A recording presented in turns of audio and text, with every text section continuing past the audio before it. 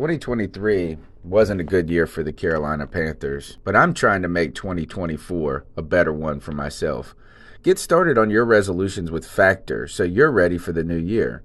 Factor's ready-to-eat meal delivery takes the stress out of meal planning and sets you up for success in the new year. Skip the grocery stores, prep work, and cooking fatigue. Instead, get chef-crafted, dietitian-approved meals delivered right to your door. With over 35 meals to choose from per week, including keto options, calorie smart, vegan plus veggie, and more, plus over 55 weekly add-ons, you'll have a ton of nutritious and flavorful options to kickstart your resolutions. Skip that overpriced takeout trap. Factor is cheaper and way more delicious than takeout.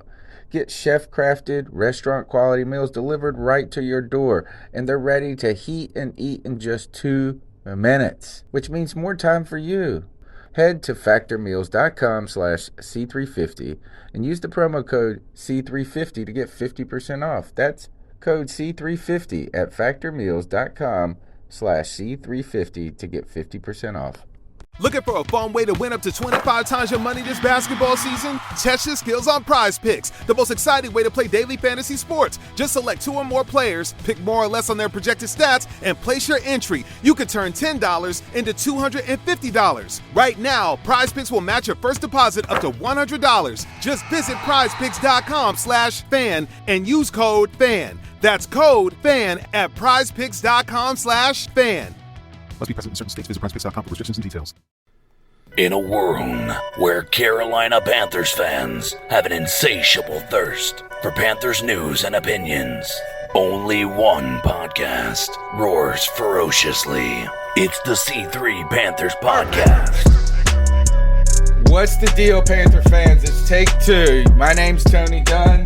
They call me the Professor. It's the C3 Panthers Podcast, brought to you by CarolinaCatChronicles.com, where every Tuesday night we chop up the latest Panthers news and opinions from the fan perspective. I do it with my homeboys. This week in the house, as always, Cody Lashney. How you doing, my friend? Tony Dunn, what's up, brother? The coronavirus may stop a lot of shit, but it does not stop your boys on the C3 Podcast. And as always, the chat room is lit. Joey Esquivel, Tyler Duncan, Brad Dugan, Trill 110, Tizzy, the Fluffhead 2020. Tony, it's lit. Ain't nothing to it but to do it, brother. Let's roll. The number's 252-228-5098. You can be a part of the longest running Panthers podcast out there. Go ahead and smash the thumbs up button if you're watching on YouTube. If you're listening on iTunes, TuneIn, Stitcher, wherever you are riding around later on in the week, we appreciate your support. Share the show with a friend, right? That's what we ask to continue to grow Panther Nation. We need each other at this moment, just like we need Greg, the Bat Daddy, the Stat Daddy. Greg, how you doing, man? I'm doing fantastic, man. Still working, still alive. You know, Tuesday mornings is the slowest day in the post office, but it's the busiest night for me, so it's an interesting day. Let's get it started. You know, it is an odd time right now, guys, is that the whole world is in bizarro land, right? Because of the coronavirus. Everything has been disrupted. But, Cody, you mentioned it. This show hasn't been disrupted. And one of the coolest things about the podcasting world and this community that we've been building on the channel is, like, I'm actually doing what I like to do. Like, this is social distancing. I'm down for that game because, like, we've been video conferencing for years. Straight up. We're old pros. We does this shit. Yeah, man. So we appreciate everybody's support. Tonight's show is you know, it's the deadest time of the sports year right now. And even the NFL is having difficulties keeping the news cycle going in this disruption. There's no baseball training camp, basketball. They're talking about airing a horse match on ESPN versus, like, where professional athlete, like basketball players, will video themselves, live stream themselves, and, like, take shots in their backyard and play horse against each other. That's how bad it is. That is no way that'll work. Yeah, that's how bad this is. It would be cool to see what people's cribs look like and what like basketball players had in like did they have. I heard Damian Lillard talking about this today on Dan Patrick, and they were saying that there's a pool beside his full size outdoor court. Anyway, the point is that this is a dead time, and I tell you, there's really not much Panther news to talk about. In fact, that's where the title of tonight's show, it's episode 9, Robbie Anderson stumps Scott Fowler, and Marty Hurney stumps us.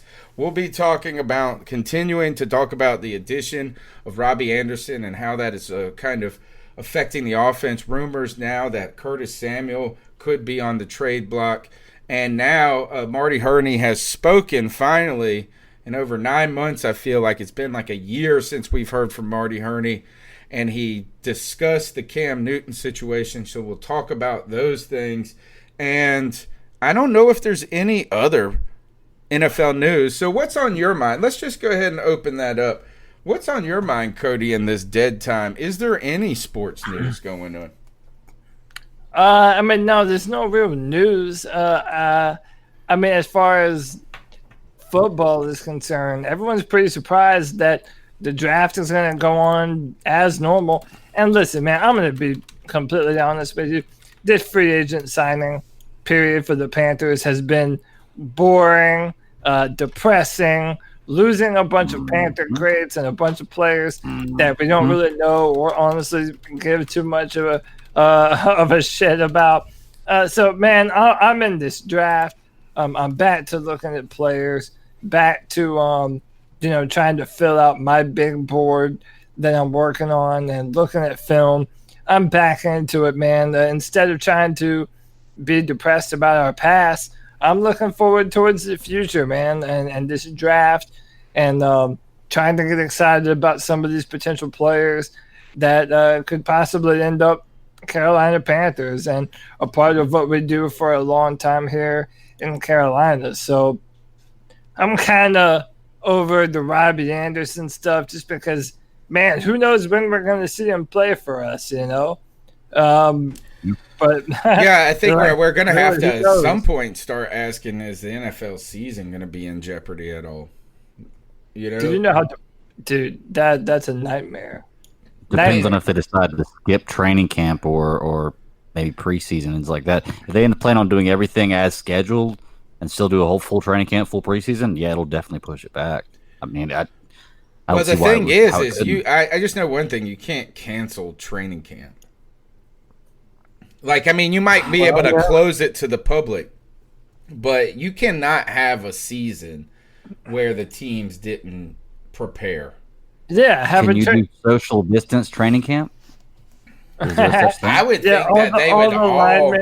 I mean, all the linemen have 5 feet between them. What I would start wondering if you should just test everybody on the team, and if everybody gets a clear on the test, then you just isolate that whole team, and they do like 30 days together, like in their own team. Yeah, but then what about the training staff and the doctors and the coaches and they have to do the same thing. Like those people, like if you don't get a negative test back, like everybody gets tested, and they do that Korean drive. Korea had a drive-through COVID testing station where it like something like in the 20 minutes you took the test when you got there, and then by the time you filled out the paperwork and did all that, they had your results on the back end, right? So where is this? This was in South Korea. Oh yeah. Well, yeah. Hey, what a shock! Another country does shit way better than we do. Yeah, that's not.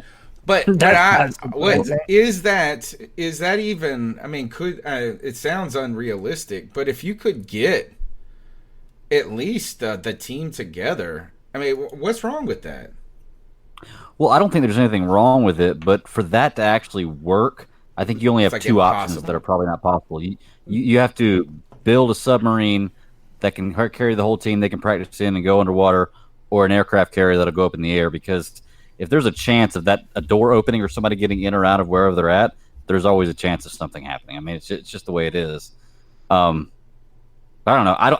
Like I said, I think that if it's still going on whenever training camp and everything starts, you're going to have to question: do you shorten training camp, cut it down? Do you shorten preseason? You should get rid of preseason. That's what you should do: is get rid of preseason and keep. I would get rid of preseason before I got rid of training camp. I agree with you. But then also make it so it's not open to the public. Training camp. That's the other thing you do. Yeah. But can I pose a question?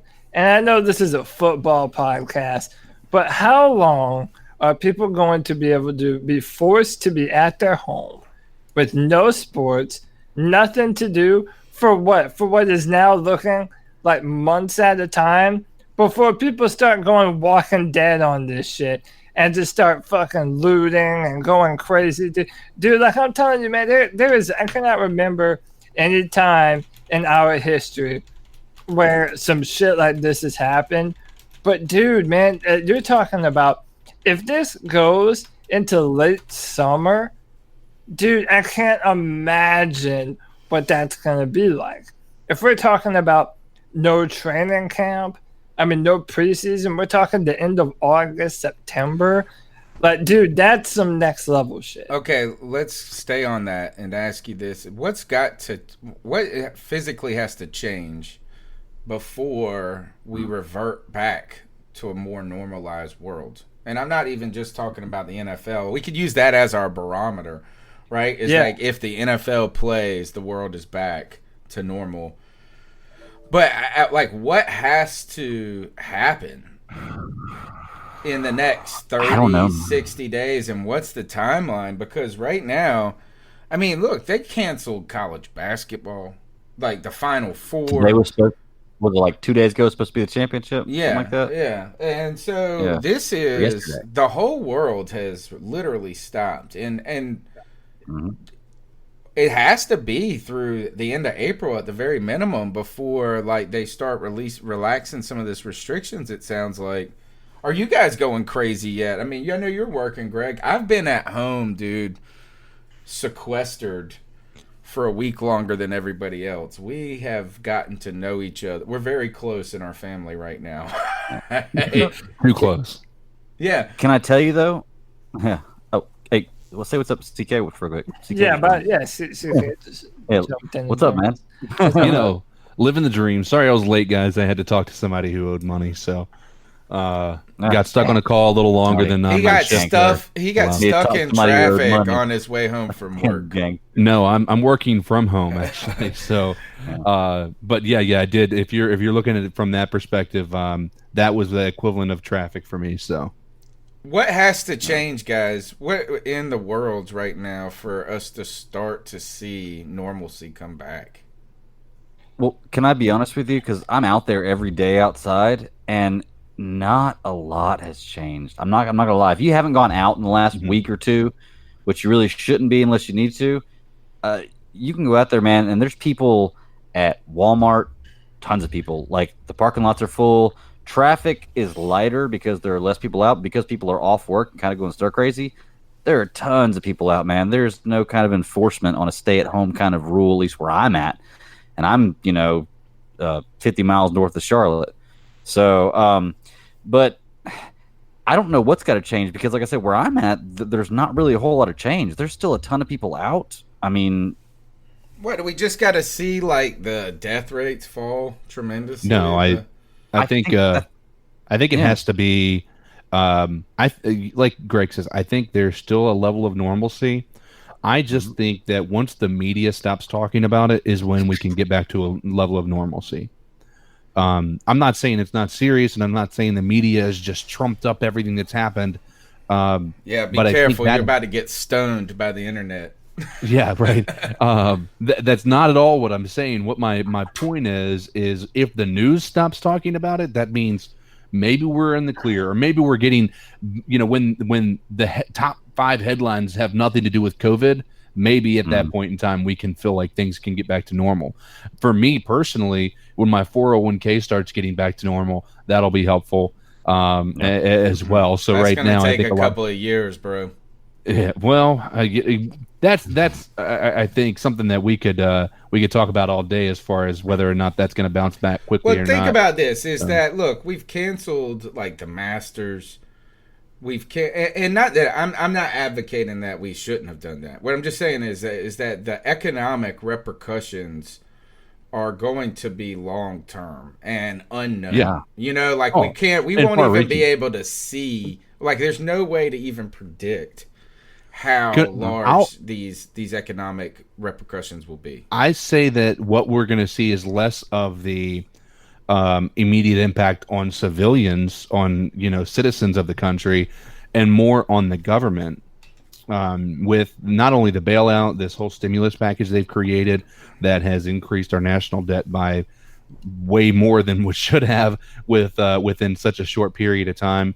I think that as far as everything, like obviously people who are in the stock trade and whatnot, if you have money, put it in the stock market right now. I know that sounds stupid, but put it in the market right now. I know. I agree. Yeah. So Take your stimulus check if you can, and just put that right. that's what I 100% I did agree. every That's dime of idea. my stimulus check before I even got it. I went How ahead and put did it you in. get it? All you already got one? No. I had some stuff in savings, so I Pre-planned just went for it. ahead and put. Oh, Yeah, okay. I'm planning for that. That way, it's a net zero loss regardless, and so I put it in Six Flags because their price is normally $40 a stock, and it was down to like $12, and so I'm like, even if I can double my money, I'd be in pretty good shape. Today I made. It's going to take a while for that to come back. But all right, No, so man, we're not going to talk about today. What I'm thinking is this, though. It's like at some point, if it goes through April and say May, it's going through like, April. in my Like, that's mind- the thing is things will not be. I know it's going to go through April, but what I'm saying is like, okay, even something like the draft, which is still going on, and we don't know what the draft is going to look like. Mm-mm. You know, I I'm mean, so I excited still don't about know. that. I think it's going to be cooler, Yeah, it is dude. going to be a little. It is going to be weird. Votes. Could you imagine general managers like having to make a pick from their house and then the internet going out and they're not able to make the pick? Dude, that would be the funniest shit that's ever happened. But I would mean, laugh hysterically. yeah. Or when they announce the pick and the audio doesn't work because Tony forgot to cut it on. Yeah, right. We don't announce- Like Roger Goodell announces the whole beginning of the draft and it's on mute. My question is, do you guys think we're going to be able to stream on draft night because how packed the internet's going to be? I think you will. It's Oh, on that's cable, a right? great question. That's a great question. But it's on cable too, though, right? Yeah, but I think the that a draft? lot of people have switched over to the internet-based streaming sites. That's probably the greatest silver lining in the Corona stuff is that the internet structure is held. so far. Yeah, yeah. I mean, like so the far. demand being put on it is insane. My buddy works at a data point, and he said that right now they've got the temperatures set as low as they can without freezing things because it is just overheating so bad. Like it's not like he's saying it's holding up, but it is not holding up very well. And so he said it's very possible that one thing crashes and everything else just domino effects right I after. tell you, one thing is you ask Cody how long before people lose their shit. Internet goes You down. cut it's the done. internet off, and it is The It's Walking Dead. done. Like It's done. we will not be Oh, able to yeah. function as a society. That's how important it is to us. So the draft, we don't know what it's going to look like at all because of this. Cody, what do you think this is doing to teams? This is the ultimate disruptor. It has ruined any level of preparation you may have thought you had for the draft. Is this parody now in the draft world? Yeah, I mean, it definitely throws an element of the unknown and into this whole process. I mean, you have to think that normally a football team brings in a player, they'll go through some of the playbook, maybe they'll even do some personal workouts. Famously, Deion Sanders was asked to take a quiz by the Giants, and he said, "Oh no, I'm not going to be available at 10. I ain't taking no test." And fucking pissed out. Yeah, man. I mean, every team has a process of coming to understand the player that they're going to potentially make a very large investment in for the next few years. And when you're not able to go through that process and meet these players. I mean, you basically have to wonder what's the difference in having a sit down with the player and having a video conference, what we're all doing right here, you know? I mean, there is some differences, but I mean, there are clearly some differences. Like, you know, you probably do a lot of evaluating when you're in person with people when you're not talking. You know, so like how they come in the building, you know, who's rolling with them, those types of things. So I think there's still real value, and maybe more so is that you know, you could really have a lot more not intimate because you're distance, but you have more time now to talk with people. Yeah. I'm going to say this, it's going to be really awkward if we learn that in a few months that they had video chats with the draft prospects and asked them to take their shirts off on camera. And so and you know, that's all recorded too. There's probably you probably can't. This may have successfully rooted out the stupid question, like, you know, where they ask you, like, if you were, it may have made it worse. Right? Well, because now it's going to be documented so much. You know how they always ask people, like, you heard those things, like they would ask them if they were gay or something like that. Yeah. Well, I think the weird part is, like I said, I wonder if they're going to have to. They're going to have people working out on camera, I think, is another part. Like, so I think that's going to be weird. Like, yeah, do those reps, boy. Yeah, hit those bench presses. Yeah, do it. You know, looking good, baby. So I you know, it's interesting. I think that when you those questions, I think some of them have a point and some of them are just asinine. But I think that they might get worse because those are the only, you know, things they can really look at as, you know, a way as something to be able to indicate whether they have a personality or not that's going to be conducive for, you know, being coached or whatnot. So Cody, could we learn though that maybe some of this pro day and this evaluation and seeing them do these little workouts, can we learn that it's maybe not as important as we think? Is really what I want is medical clearance, right? Like, I want a doctor that says, like, your knees are good, your elbows are good, right? And I want to look at your film and your tape. And maybe if I had some questions about, like, elite athleticism, like, why can't they just record dudes running the 40? Yeah. Well, you know? I think one of the things that you know, most important thing to remember is that when you're a GM or a scout for the team, film trumps everything. Mm-hmm. So they had an entire college career to play. But no, you are right in that it does. So, for example, in my mind, the biggest wild card in the draft is Tua Tagovailoa, because he is a player who's had these terrible injury concerns with the ankle and the hip, and now he's not able to go in and meet with teams and, you know, get the clearance from their own doctors. Because even though other doctors may have already said, you know, he has a clean bill of health, a team wants their own people that they trust to be able to tell them that and sign off on that.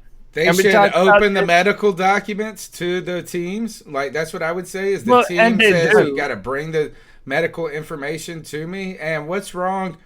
I would be flying. If I'm picking Tua, man, I'm sending the private jet.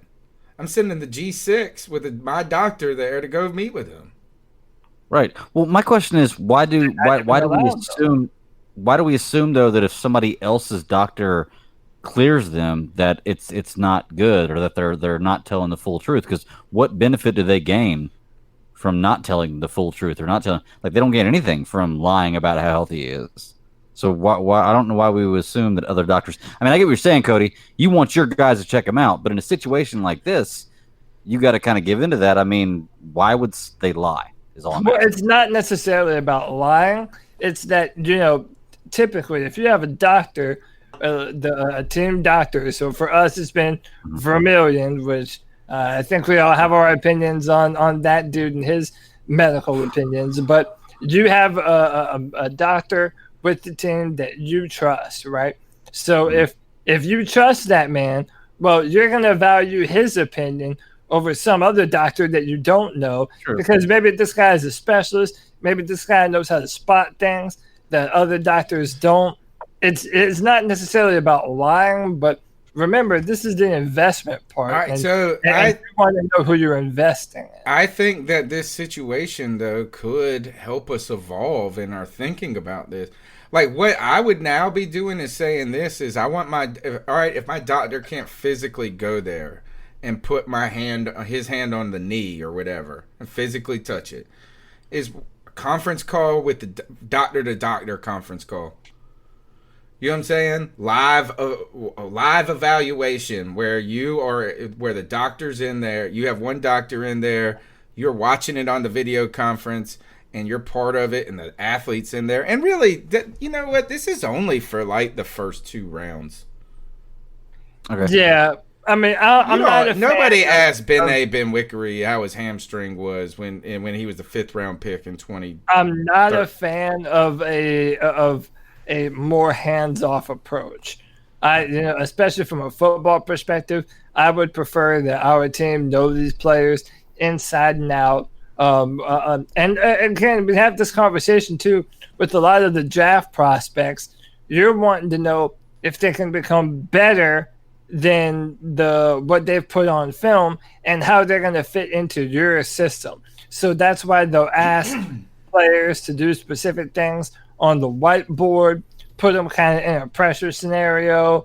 There's a lot of things that go into it that it's going to be a benefit to be face-to-face and there with them. And I do think that it needs to go back to that as soon as possible. But for right now, you may do. Well, I was going to say, I'm trying to put myself kind of in your situation. I'm trying to think of it kind of your way. And I can really, if I think about if I had $4 million that I wanted to take and put in the bank, I wouldn't want to watch somebody take it and put it in the bank. I'd want to put it in the bank, like be there for it to be in the bank. So I guess when I look at it like that, that's a real good point. I can see where you're coming from. Let's look at it from this perspective. You're looking at a bank account. You're trying to figure out which bank to put that money in, right? Yeah. It's what's going to benefit you the most. And right now, not being able to actually be in person and see these people react a certain way to a certain question, see how they work out with their physicals and things like that, is like going and putting your money in a bank that had a good advertisement, but you didn't actually go and look at the details of what the APR or APY is actually going to be.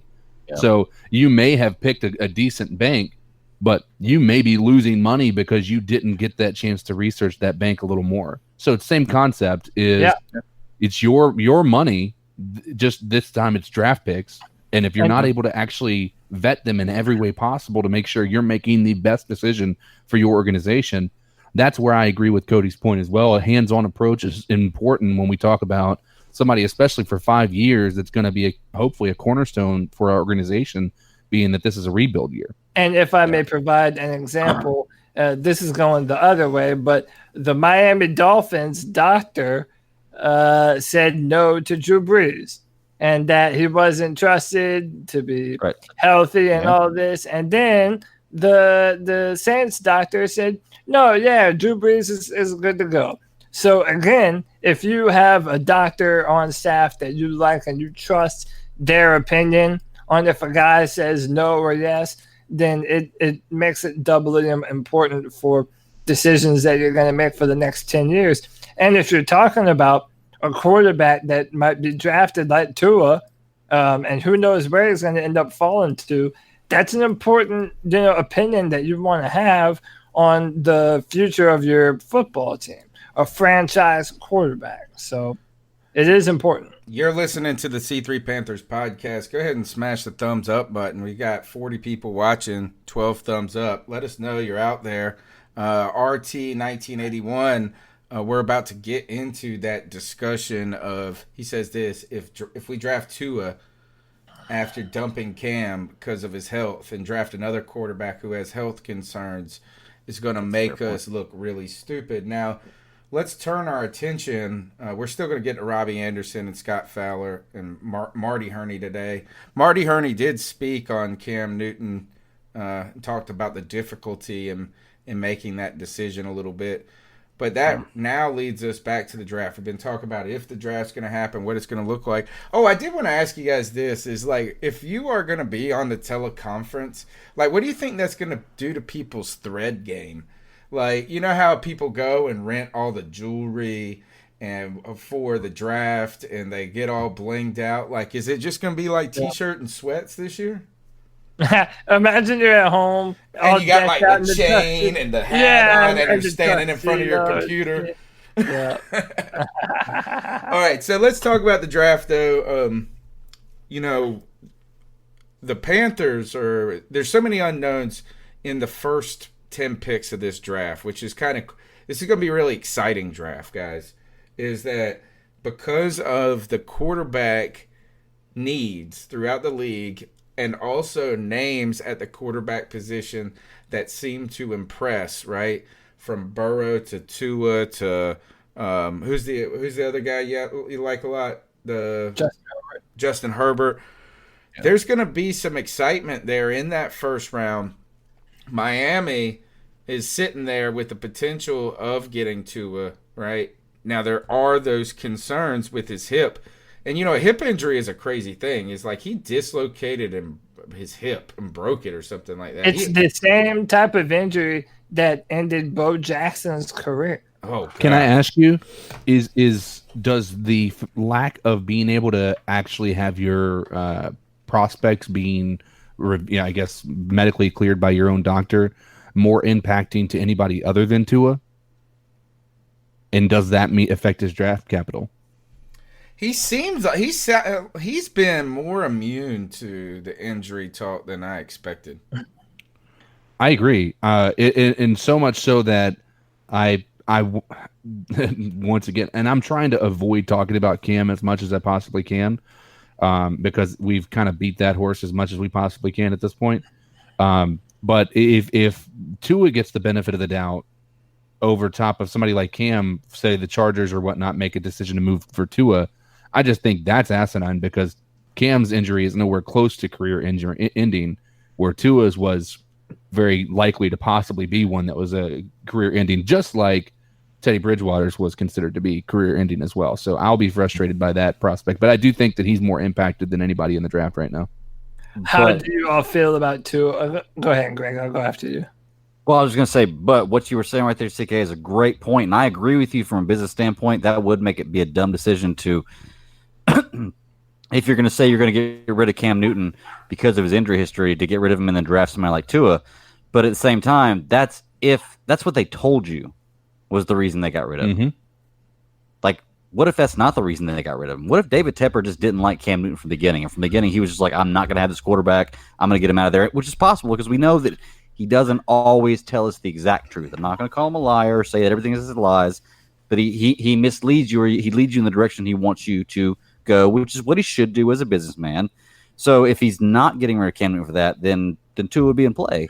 And that wouldn't be very hypocritical because, well, it would because we thought he would say injury because that's what he tells us. Mm-hmm. But, yeah. But he also signed Teddy Bridgewater, who is injury-prone, just as injury-prone, if not more, than Cam Newton was. So that's why I feel like, to me, that doesn't really matter, But it's a possibility. My thing is this. I kind of had a moment today. So I'm on Twitter, and I'll pull up the tweet right now. I showed this or I read it to Tony a little earlier. Jordan Rodriguez had put out, here's something interesting. The Panthers had a long video call with Northern Colorado quarterback Jacob Knipp. They were also at his pro day, which took place before travel restrictions were enforced by the league. Now, what I also know is Marty Hurney was at Justin Herbert's pro day. They were seen in pictures together. And yet again, it seems like for the second year in a row, the Panthers are really doing their due diligence on quarterbacks. So a lot of people are going to dislike this, and I would be one of them. But I'm not surprised if the Panthers have a mindset going forward. Teddy Bridgewater is that, quite literally the bridge. And I'm not surprised if the Panthers end up if they do end up falling in love with a Tua Tagovailoa or a Justin Herbert, and they decide that mixture with Joe Brady for the next few years is a favorable matchup for them. And, you saw it with Patrick Mahomes and Alex Smith, and then Aaron Rodgers and Brett Favre before that. That's the new hip thing to do. Sign a competent starter and then, groom someone underneath them. And I'm not surprised if that's the direction that Carolina moves, Is there any every other direction I didn't think they would? So why wouldn't they do this? Is there any position that you would be mad that they drafted? Mad? Wide receiver. Which is somewhat on the radar. Drafted first. Yeah, that is on the radar. Yeah, and the first in that number 7 pick, is there one thing that you guys would feel? Is there one position that we don't need, or that maybe we would not value at a number 7 pick that we would be that upset over? Especially if, let's say if we use the wide receiver example and we say that's going to be it, let's make the assumption that we're trading Curtis Samuel away. Okay.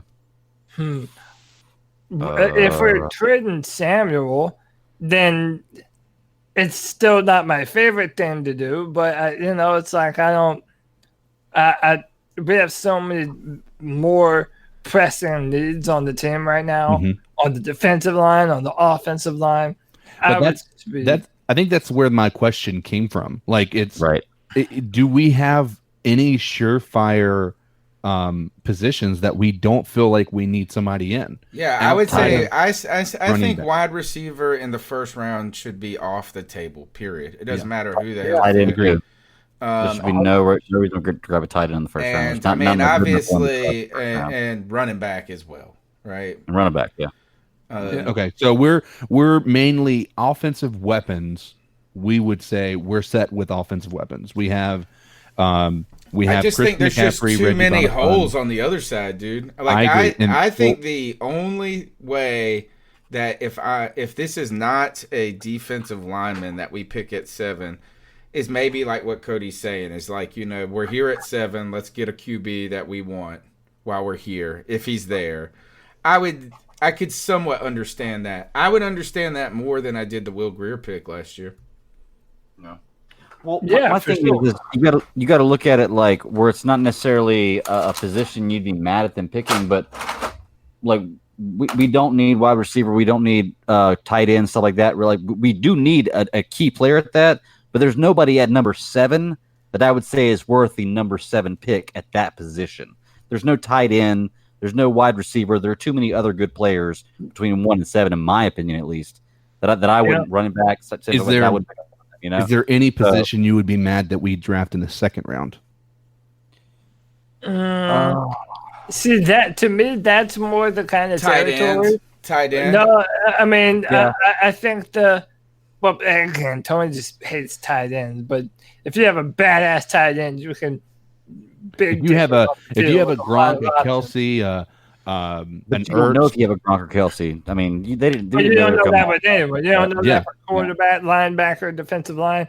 None of these dudes are sure thing. Quinnen Williams in last year's draft was the best college defensive tackle prospect that I've ever seen in my life, and he was a disappointment last year. Mm-hmm. So, I mean, you have no. Where did he go to play? Did he go to the Jets? Detroit? Was that the Jets? Oh, the Jets. Yeah. Yeah. Yeah, I mean, listen, once you're in the second and third round, like, we have so many needs on the football team. Like, in my mind, the second round is kind of for players, especially when you have the 38th pick, like the Panthers do. That's a pick where you're like, oh, wow, look who's still on the board. We thought they'd be long gone by now, but here they are, still kind of hanging around. Those are the kind of players I would like to draft in round 2. But we need a cornerback. We need a linebacker. We need more defensive line help.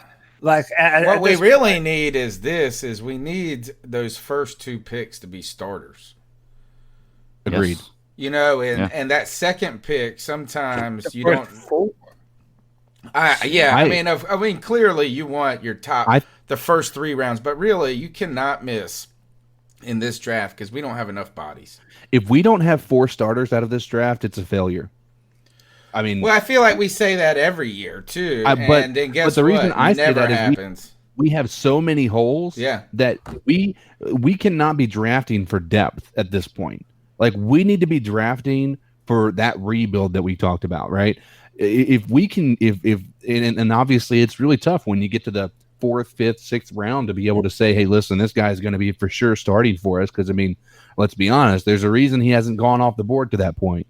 And yes, there are some, I guess, lottery winners when you think about people that have been drafted in the 5th and 6th round that have been successes. But in my mind personally, when I look at this draft and I look at the holes, if we don't have at least 4 starters, I can't see us being excited about this team next year in any way, shape, or form.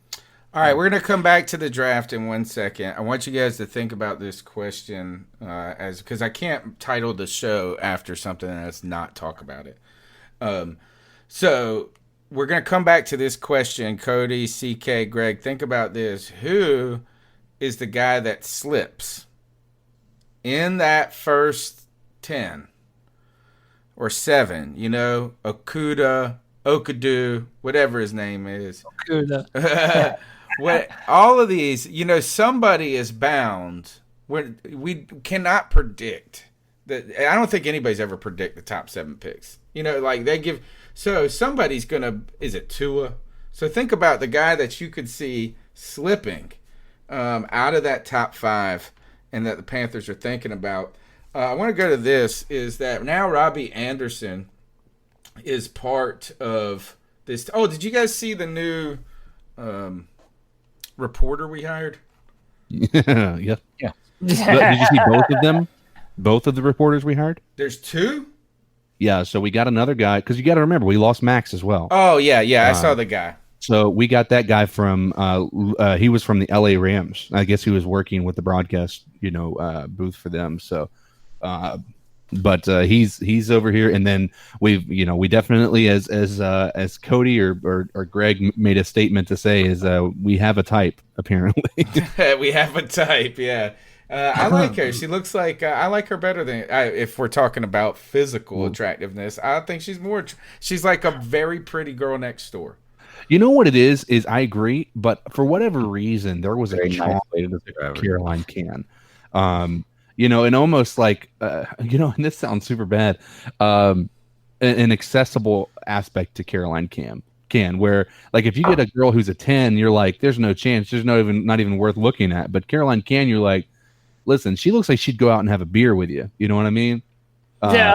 You have to look up to her. She's so dang tall. All right, I wanted to go to this is really what I want to do. And this is so Robbie Anderson's not press conference, but he did like a conference Skype call with the local reporters. Mm-hmm. And it is gold. I want to go to the most notable of Panther reporters, Scott Fowler, who, by the way, is the biggest D-bag in the world. Scott Fowler, I liked your podcast on Caruth when I listened to it or whatever, but you are a total... He's with the Charlotte Observer? Yeah. So this is Scott Fowler welcoming Robbie Anderson to the whole thing. Let me see. Fowler again from the Charlotte Observer. You may have addressed this, and I apologize. Is this where he brings up his past? Exactly where you're calling from, and also I wondered if you don't mind explaining your neck tattoo to us. Oh, I'm in Plantation, Florida, and my neck tattoo says no pain, no gain.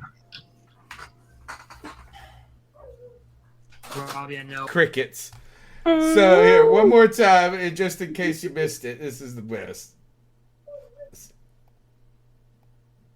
If I can get the damn thing to work, I hate this crap.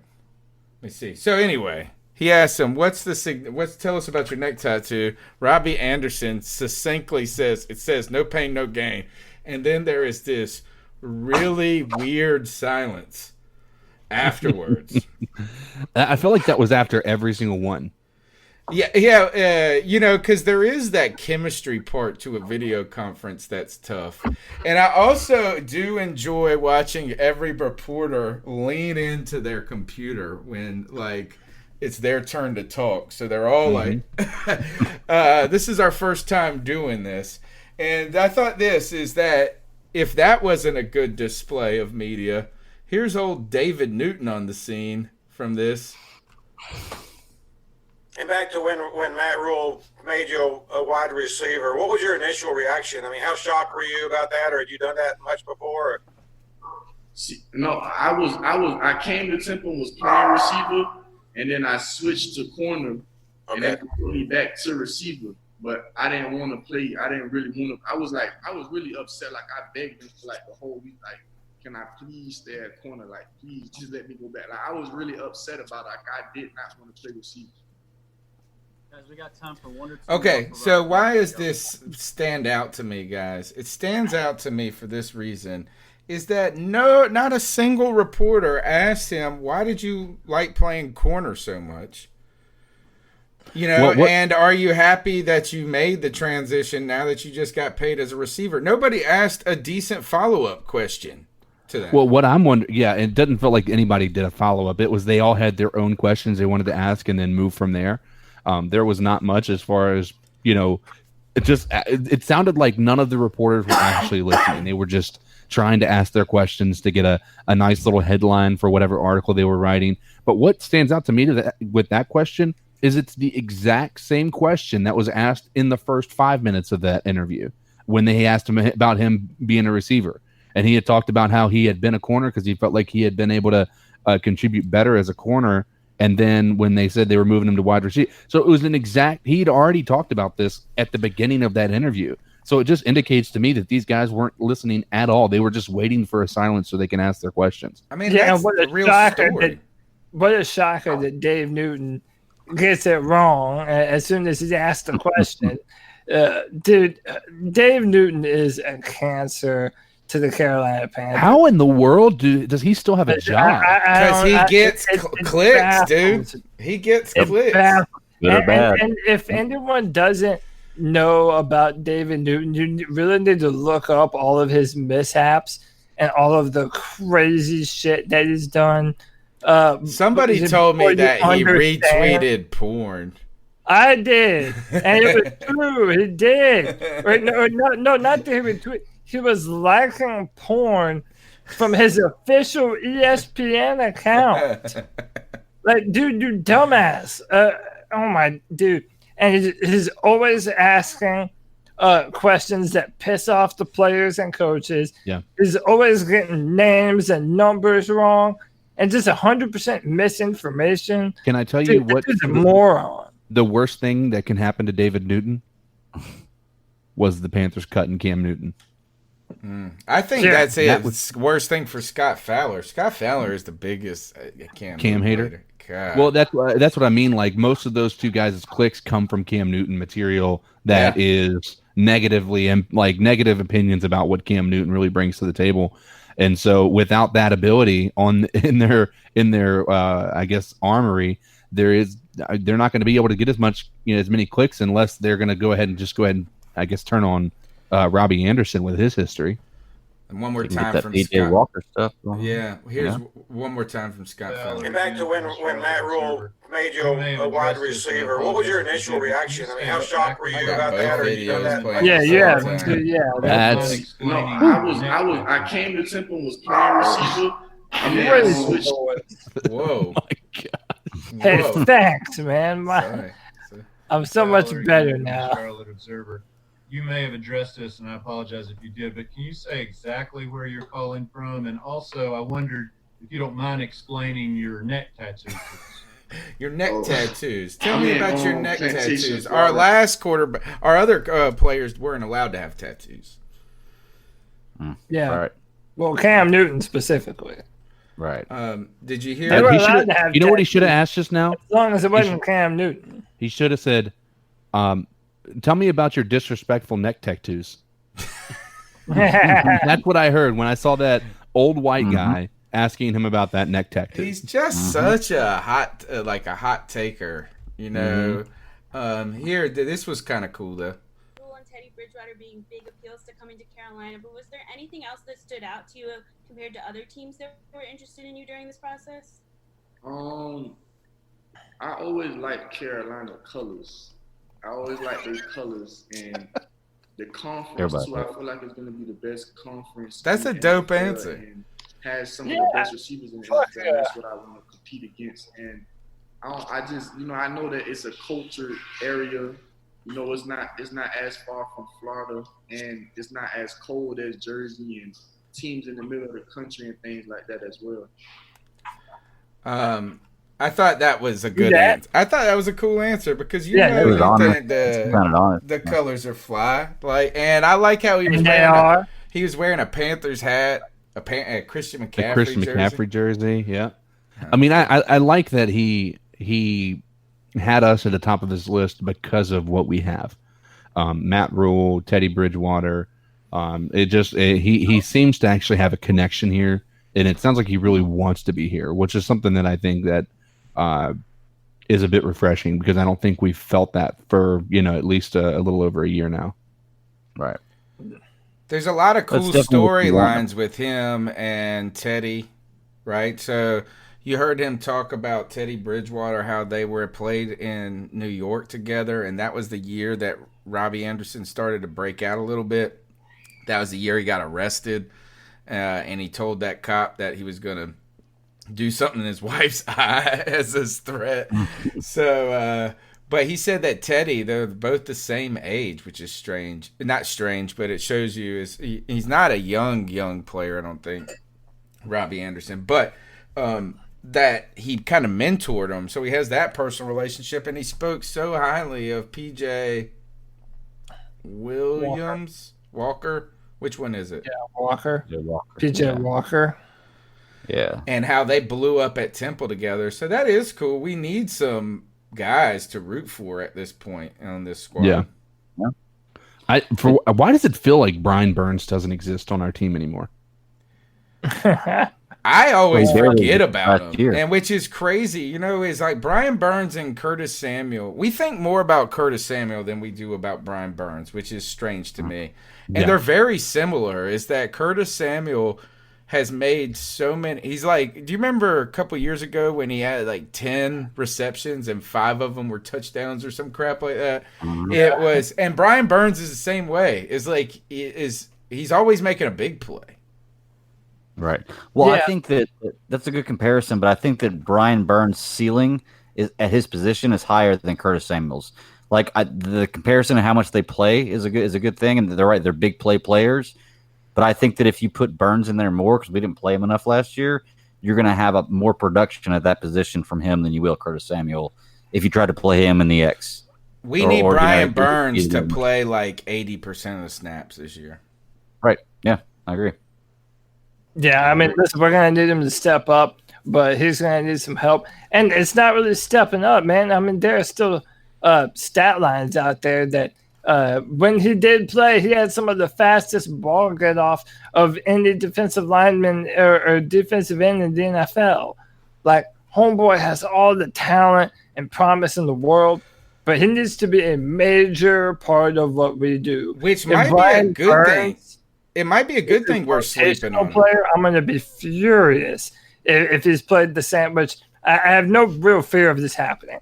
But if they play him the same way they did last year, that's not a good look. But he has the potential to be one of the most dominant speed rushers in the NFL. But we have a lot of holes on defense that need to be filled in before you're able to see him at his full potential. And we need that interior pressure. And that's why we miss K1 Short so much. We need to draft defensive line. Now we need another corner. We let go of Eric Reed, so now we need another safety. Our defense has so many holes right now. We just need defensive line. And I think the answer to your question, CK, is in some ways it's kind of cool. A good thing is that we've kind of got this blue chip player that we often just forget about, and so he might be this giant pleasant surprise coming. On the other hand, I think part of it is that we recognize that, one of the things is he still needs to develop, and he probably needs to bulk up and keep his speed to be a every down type of defensive end. And then so you think of the uncertainty in that, we just haven't seen it yet, or we just have to wait until that part of his career happens. There's nothing on the other side to bring us any hope. There is a real... So we're kind of gambling that he has to step up all of a sudden because there's nothing else out there on that line. I mean, who do we have? I don't even remember the name of the dude that we signed from Denver. We signed a defensive tackle from Denver.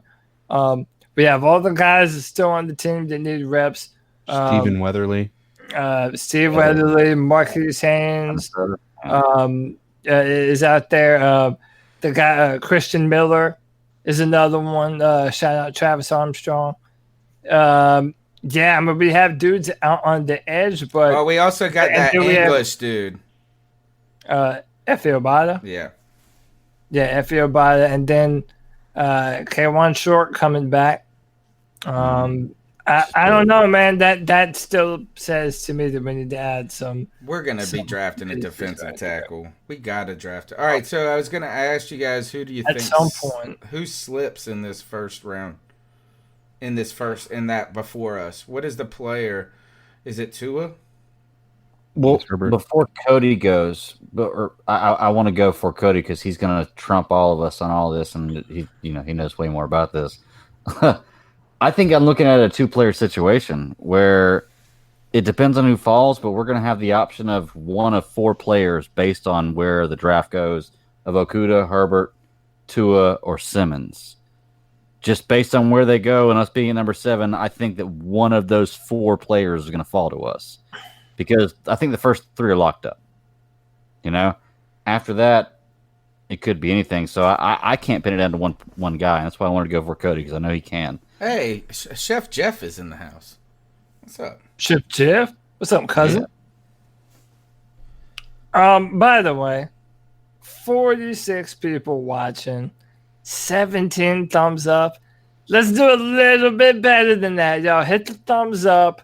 Show some love. That helps us spread the C3 message to all the peoples on YouTube. Fight coronavirus with a thumbs up. Fight Corona with a thumbs up. Damn it. Anyway, as far as someone who could fall, I mean, there's a lot of people who could fall, man. I mean, Jeffrey Okudah is one of the more interesting ones. I mean, you're talking about a shutdown corner. He didn't test overly well at the combine, but dude, because he got hit in the head and got concussed. Well, but that was even later on. He did some shit before that too. But game film trumps everything. That dude's hips are as loose as they come. He can mirror well. He's long, agile. I mean, that dude's the definition of a shutdown corner.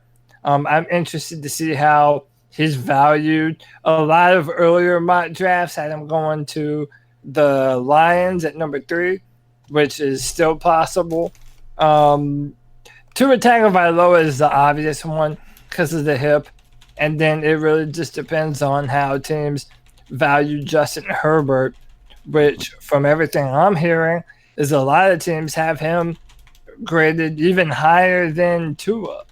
I mean, they see a bigger quarterback with no health problems. He's more mobile, a bigger arm, a very intelligent dude. Not saying that Tua isn't. They're both incredible dudes from a personality standpoint. But, now if you want to talk about who could fall past us, like number 7, past number 7, I've kind of soured on Derek Brown a little bit. I mean, honestly, he's almost perfect for us if you look at our defensive line and all of the, teams being able to run the football on us. Yeah, that was a problem, and Derek Brown would go a long way to fix that problem. But I don't know how much he will offer in the pass rush department. So I don't know. I see him more like a Dexter Lawrence from Clemson last year who went 17. I don't know, man. I mean, the I two think, big I could see how his name, it's just not as sexy. And there was a comment in No. the chat room. Travis Armstrong asked, "Why is Andrew Thomas slipped? He was top of offensive tackle in January. Now he's like third or fourth." And I feel that over the past maybe 5 or 6 years, that this has happened to offensive tackles just in general. You hear their names a ton in November and December when their teams are doing well and they're mauling people in game. And then the offensive tackle, the big boys, they just don't become as impressive. Like when you get to combine stuff and pro day, I feel like teams just get a little less enamored by them. But is that they go from being top 5 locks to all of a sudden now you're asking those questions, and I don't know what it is with that position with Thomas, but that those other guys tested so well. I think it might have less to do with him slipping and other guys rising. Right. Well, and it also has to do with this being a historically strong offensive tackle class. I mean, I have no problem with anyone saying to me Jedrick Wills is the number 1 offensive tackle in this class. I have no problem with that. Homeboy was the blindside tackle for Tua, so he played right tackle for Alabama. Smooth as butter, powerful anchors. Tristan Riffs, he's not as technical as the other guys. He's my 3rd ranked, but incredibly powerful. He was doing box jumps on Twitter, and the dude is like 320-something pounds. I mean, the dude is just a monster. And I feel as though Andrew Thomas just isn't the physical freak of nature that some of these other dudes are, like a Mekhi Becton. But when you look at his film, consistent left tackle play that got better and better each year at Georgia in the SEC, and all of his best film came against the best opponents. So Andrew Thomas pretty much shut down Clavon Chazon, who's another first-round prospect, an edge from LSU. He's so refined, technical. He does everything in the run game and pass protection. He's my highest-graded pass protector in this year's draft.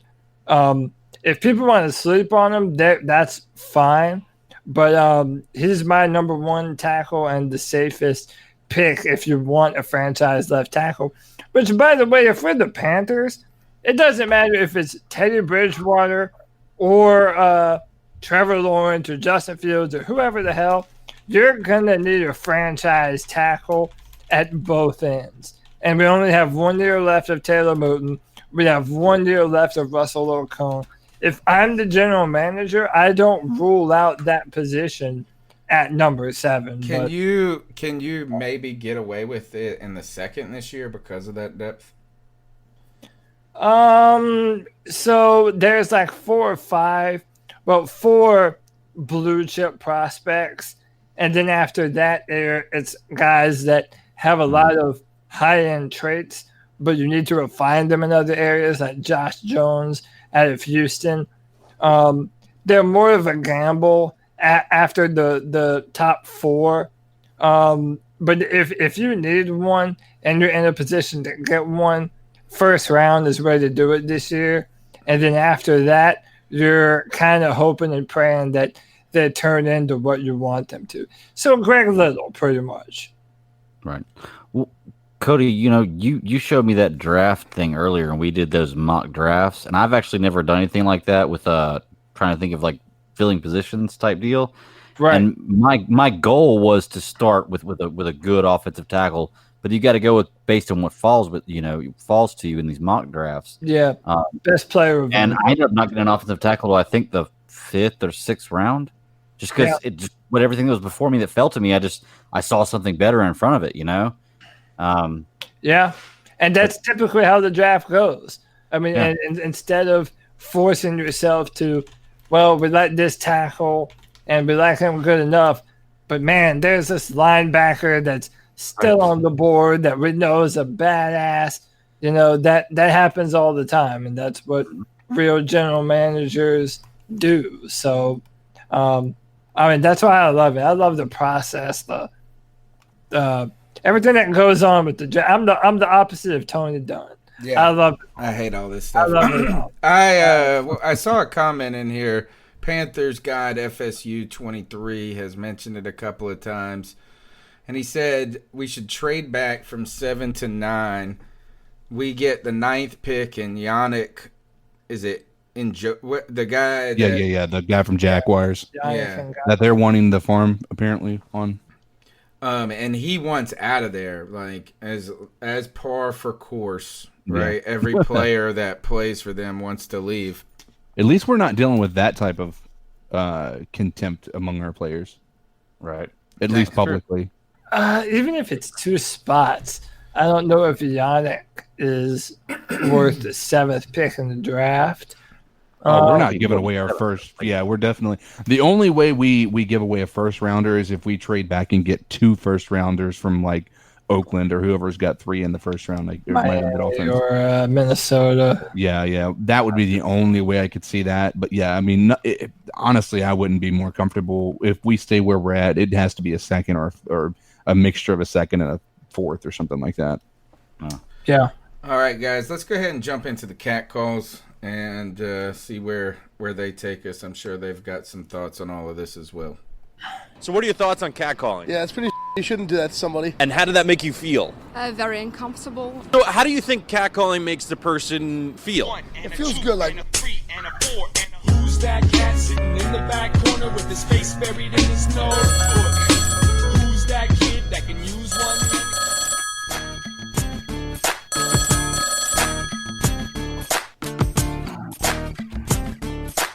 What's up, C3 fam? Chef Jeff Hodge here. Cousin. I haven't called in a few weeks. Just been. I know we probably don't need to bring this up, but I got a vent about it. Fuck Tepper. Fuck Marty Hurney. And fuck Matt I'm with Rule, you, brother. The slimy, gummy, dog shit fucks that they are. I mean, I can't believe that they did him like that. They obviously went into that meeting and lied to him, the one that he came out feeling inspired. And then the little video he put out about him wanting commitment. Yeah, I'm sure the rumors are true. I'm sure he wanted a little 2-year extension. Basically the same contract that you gave fucking Teddy Bridgewater. An more injury-prone quarterback, in my fucking opinion. Cam wasn't injury-prone. His injuries were just mis-fucking managed. That's all. I love this call. But I feel you, man. I'm gonna get behind Teddy. I'm gonna get behind this team because that's what I gotta do. But man, this better fucking pay off, or Tepper is gonna be on the next train out of town 5 years from now because nobody will want to build that stadium for him, and we might just lose the fucking team. Who fucking knows? I don't know. But he really fucked up here because I guarantee you. Mark my words, Cam Newton will be the 2020 comeback player of the year, no matter where he lands. It does not matter because he elevates every player around him. Problem is, Teddy Bridgewater doesn't do that, but, you know, I'm going to get behind him. He's a decent quarterback. Let's hope he can stay healthy, you know. And then on to the Luke thing. I've been thinking more and more about that last concussion he got when he broke down in tears, you know, and a lot of people said, you know, that was from the concussion and and I can understand it from your brain resetting, but he's had many, and he's never acted like that before. And I honestly believe, even from that point when it happened, I believe that he knew then that this was the last season of football he was going to be able to play. And I think that's why the emotion overrode. Wasn't that a couple of years ago? I feel like that was 2017. You know, whatever, and you know, doctors, and we all knew it too. We all knew he was 1 or 2 away from retirement. I mean, you can't do that. And he's a smart guy, and I commend him for that. I can't wait to see him be a coach somewhere because I know he will be very, very soon. I'm sure it'll be with Ron Rivera somewhere. Yep. I don't think he'll want to come back to this organization. I really don't. I wouldn't want to. They and they've been doing some scummy shit, bro. I mean, it's just not the Greg Olson thing. The whole way the camp. Chef Jeff's coming back for part 2. Let's talk about this part 1 though. Is there any NFL owner though that is liked? Yeah, is there anyone that's liked in the whole country? Like, I cannot think I'd say the Eagles is probably the closest, because you don't see many Eagles players getting upset. And like at one point when Chip Kelly was around and he had complete control of the GM situation, but yeah, I mean, honestly, when I look at it, he's the only one. Is it Schwartz, or is he just the personnel guy? I don't know. I think of, maybe Green Bay's owner is liked.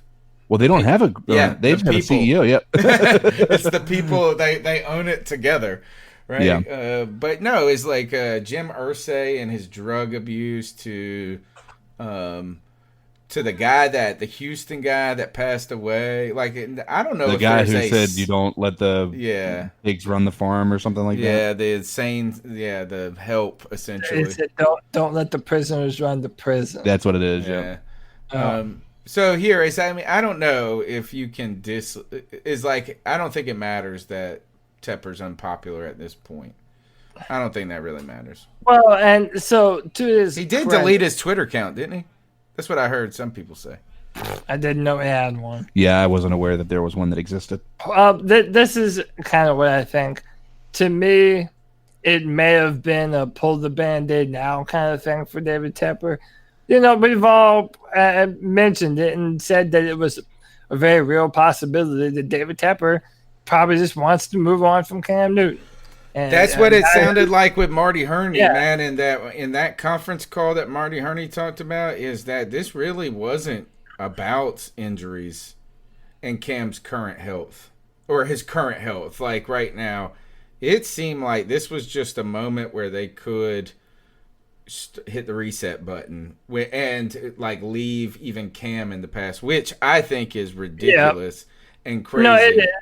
But if he has some sort of the thing that gives me pause is that Marty Hurney is a part of it, and I just have no faith in Marty Hurney. I don't care if people call me a hater or whatever. I have no faith in Marty Hurney to be anywhere near making decisions for player personnel on this football team. Which is why I don't think he is. I don't think he is. Yeah. I think he's just the hatchet man. And we have the same conversation over again. But my main thing is people are going to get over it if David Tepper does turn out to be right and it does turn out to build something here. I tell you what, I think people are going to get over it the moment they get to go down there and see that new facility once we get training camp down there and you have this entire experience to be able to go down there and witness the training camp. With the new training facility they're going to be building down in Spartan or down in Rock Hill. We're going to forget about David Tepper as soon as the Panthers start playing, and then the conversation is either going to be about how they're having success and is Matt Rule like awesome, or it's going to be do we hate Matt Rule? You know what I mean? Is that this is the owner? The only time this is what we will no longer be talking about Tepper and Marty Hurney anymore. I do think, I work at a college, and I know we hired what is the equivalent of the general manager for the college. And the president, our former president, he was such a good politician, right?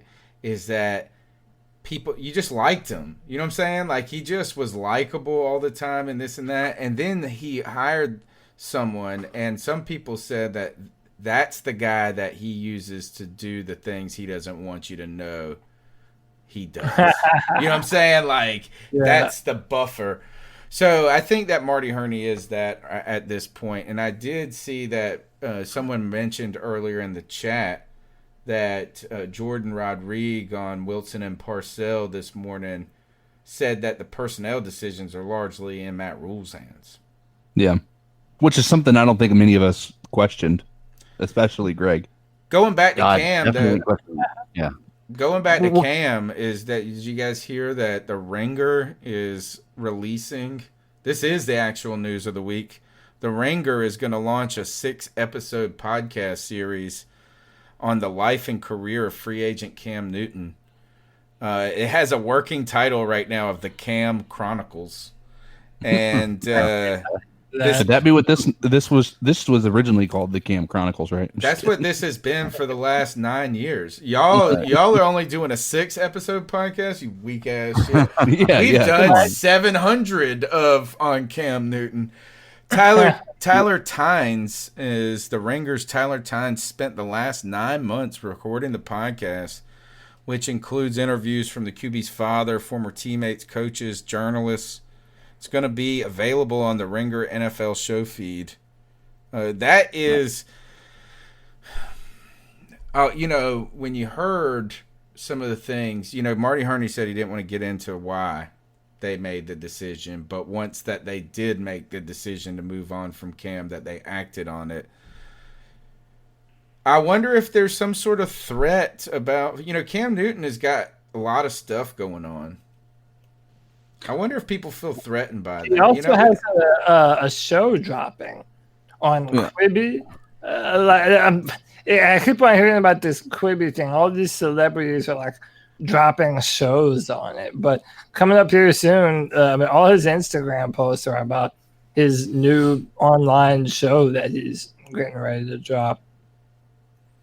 Well, can I just say that with the conversation we have right now, I think that with what's going on with Rule and Tepper, and we were talking about you're going to forget about Rule and Tepper. I think you go into this situation with two different mindsets. You're on one side or the other, and you're on the mindset of where I'm at, where I feel like the team we had was a good team, and you can build that team to be a productive and winning team, a competitive team. You're not going to win the Super Bowl every year. It's not going to happen. People talk about the Patriots like it's something that anybody can replicate. Look, the Patriots had a lot of factors that went into them being as successful as they were. Not to mention they went, I think, 9 or 10 years between Super Bowls. So I mean, they're not. It's not like that's a really replicable thing. You're not going to be in a division with Miami and the Jets, and I don't even know the team in the division right now. Buffalo. Yeah, for 20 years. Like that has a lot to do with it. That helped a lot. It did help a lot. So I'm in the mindset of we have the team that we could have built and we could have gone in the future with and really had a competitive team. Or you could be in the mindset of backing up Rule and Tepper for what they're doing right now, which is fine to do that, and you very well could be right. But if you're doing that, you're backing and you're supporting tanking next year. Because if you don't tank next year, if you don't get a top 3 pick next year, their process has failed. So if you back what they're doing right now, you are backing them tanking, and you are saying that you're giving them 2-3 years, which guess what? Anybody could have turned this team around 2 or 3 years. CK, how do you feel about that? I disagree with anybody can turn a team around in 3 years because, we've seen plenty of mediocrity over decades. We see what happened with the Tampa Bay. But a lot of people could have. Yeah. Well, I mean, to that point, I do not feel as though the moves that have been made are indicative of a tanking year. I would, at this point in time, I don't think they've been moves that are going to push us into the playoffs. But I think therein lies my agreement with you is anything but tanking is a failure if we're not making it to the playoffs. If we go 8-8, we're just not. That is not a situation you want to be in. That is the epitome of failure. If you're in the top 5 in the draft, right? You could pick 1 through 5, one of those positions. I feel like that at least your season meant something. Yeah. If you're picking number 16 or 17 or 18, you might get a impact player, but you're not getting that game-changing player as much as you are almost guaranteed within the top 10, top 5. Right. And the problem I have, sorry to interrupt you, but the problem I have with the Rule and Tepper situation is both of them are saying we're doing everything we can to put the best players in the position to be the best team, but that contradicts what you're trying to do because obviously you're not doing that. You're putting mediocre players who either never played in the league or have played in the league and not been great players while they've been in the league. So you're not putting the best players in position to be a winner. So you're saying one thing and you're doing another, but what's going to end up happening? I mean, you could end up screwing this whole thing up, like you said, if you finish 8-8. Do you think you would be happier if we tanked and had a good offense in the process? Would that make you happier in the scheme? So what I'm saying is this, because we're gonna put up some points. It seems like we could. Bay. Ask Tampa Bay let every team put up more. Ask Tampa Bay how they feel about having had an offense, but every year tanking. They've had an offense for years. They've just, I can't tell you how many Tampa Bay fans are happy they had an offense. Well, don't you think it would be better for the morale of the fan base if we went 1-15 and we lost half of those games by less than a touchdown? Yeah, which is Tampa Bay. I know that is Tampa Bay. I mean, look, for me, that's the dream scenario. Because in my mind, it boils down to one question: do you believe Teddy Bridgewater is the future of the Carolina Panthers? Negative. Right. Because if you don't, then you should support a tank. Because you're not going to get the quarterback that you want to be under center for the next 10 years. Unless you pick them this year. Yeah, well, yeah, and this is a very real possibility that Panther fans need to be open to. If Justin Herbert's there at 7, would you take him over Isaiah Simmons at this point? I don't like Teddy Bridgewater as a starting quarterback, but I would not with Teddy Bridge. If I had what was the guy's name? Simmons. I want to say Derek. Derek Anderson. What was the backup guy's name? Kyle Allen. If I had Kyle Allen as my starting quarterback, then yes, I'm taking Herbert. With Teddy Bridgewater, even though I don't like him as a future plan for the franchise, I would take Isaiah Simmons, and I would wait with a quarterback. Just in my opinion. It's a philosophical question because, and we've talked about this. It doesn't matter what you do. You're not guaranteed to have the number 1 pick, the number 2, number 3. There is no guarantee that you're going to be in the range to draft. To gamble. And so if you're like, listen, we don't want to ever be picking in the top 10 ever again. If we have the opportunity to get our quarterback and this is the year to do it, all I can say is this. I don't know who I'd pick over the other, but Justin Herbert is a player that you can grow with. I mean, if you listen online, a ton of people shit on him for one reason or another. It lacks so much context about the offense that he was in, the receivers that he had, how good his looked since then, and him in a Joe Brady system, and how Joe Burrow might have been a 5th-round pick the year before, and then here comes Joe Brady with this offense, and then it turns things around. I am more than comfortable if David Tepper and Matt Rule end up deciding that they want to bet on Justin Herbert for the next however many years. Would you have the stones to make that pick yourself? Yeah, I wouldn't. Okay, CK, what do you think on the matter? Because if that's the case and he is there, I don't want to come back. I don't want to be back in the top 10. Yeah, if we go quarterback in the first round, we better be competitive next year. And we better be right in the long term. That would be the other thing. We'd have to be right. Imagine if you picked that and then it didn't work, and how far you would be set back. But I think that people are scared too to make that decision. Yeah, well, here's the thing that I've said, and I've said it from a few weeks ago when we signed Teddy Bridgewater. Do not be surprised if Teddy Bridgewater is not your starting quarterback week 1. And if that means that Herbert comes in and he beats him out in training camp and stomps him into the ground, fine. Or maybe we draft Herbert and then we no longer need Teddy Bridgewater. And guess what? We have something to trade and then try to get more draft capital or something, even if it's a late round pick. I'm not saying that that's a smart move, but if that's an opportunity at 7 and he drops to us, I mean, I don't see why you wouldn't take that. At least allow your franchise to have some excitement this year. Well, I think that if you're Carolina and you're going into the draft, and even if Herbert is available or Tua is available, just say one of those two is available. I think that based on what your plan is from right now going forward, that drafting a quarterback is kind of counterintuitive, wouldn't it be? I mean, you just paid Teddy Bridgewater $60 million. You're going to pay him $60 million. Do you really want to draft Justin Herbert or Tua and have them come in the first year and beat him out and pay this guy $60 million? Greg, that kind of goes back to what I'm saying earlier.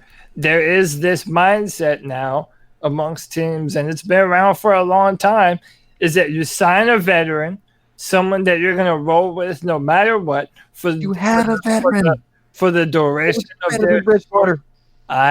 You're preaching to the choir, brother. I hear you, man. I know it. You're saying Teddy Bridgewater is our Alex Smith. Yeah, he's our. That's kind of what he's saying. But Cam Newton would have been so much better of one, you know. Well, let's hope that we don't have the exact same situation that the Redskins had with Alex Smith. So. I was thinking even more when he was in Kansas, which I think he was a little bit more of a long-term option in Kansas at first. Yeah, he was the answer, I think, for them when they put him in that place. But they got Mahomes. They were able to ease Mahomes in there.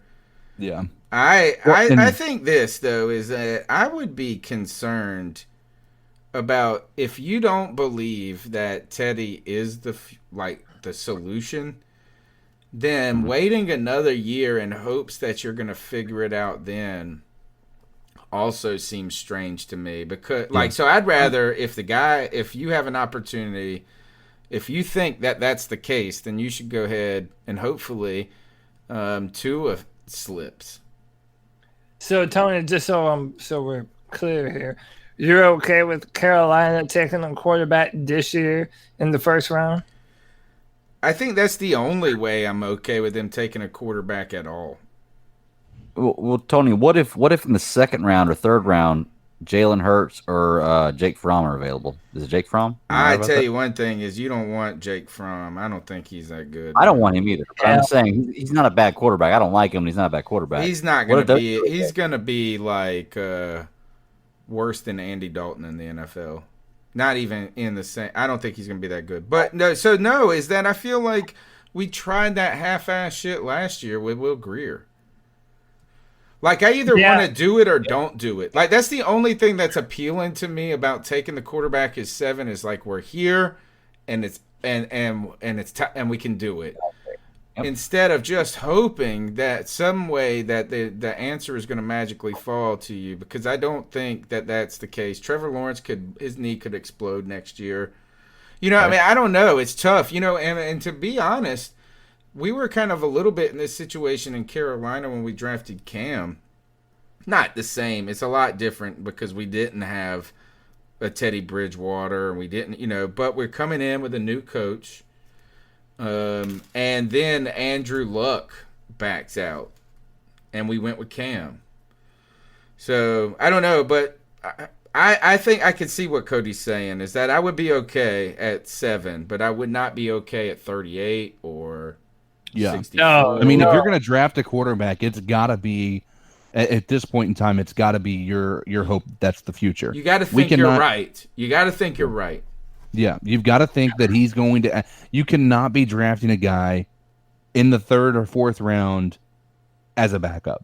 Like, because right now we have 4 backups, right? We have P.J. Walker – or no, wait, we got rid of Kyle Allen. We still have Will Grier.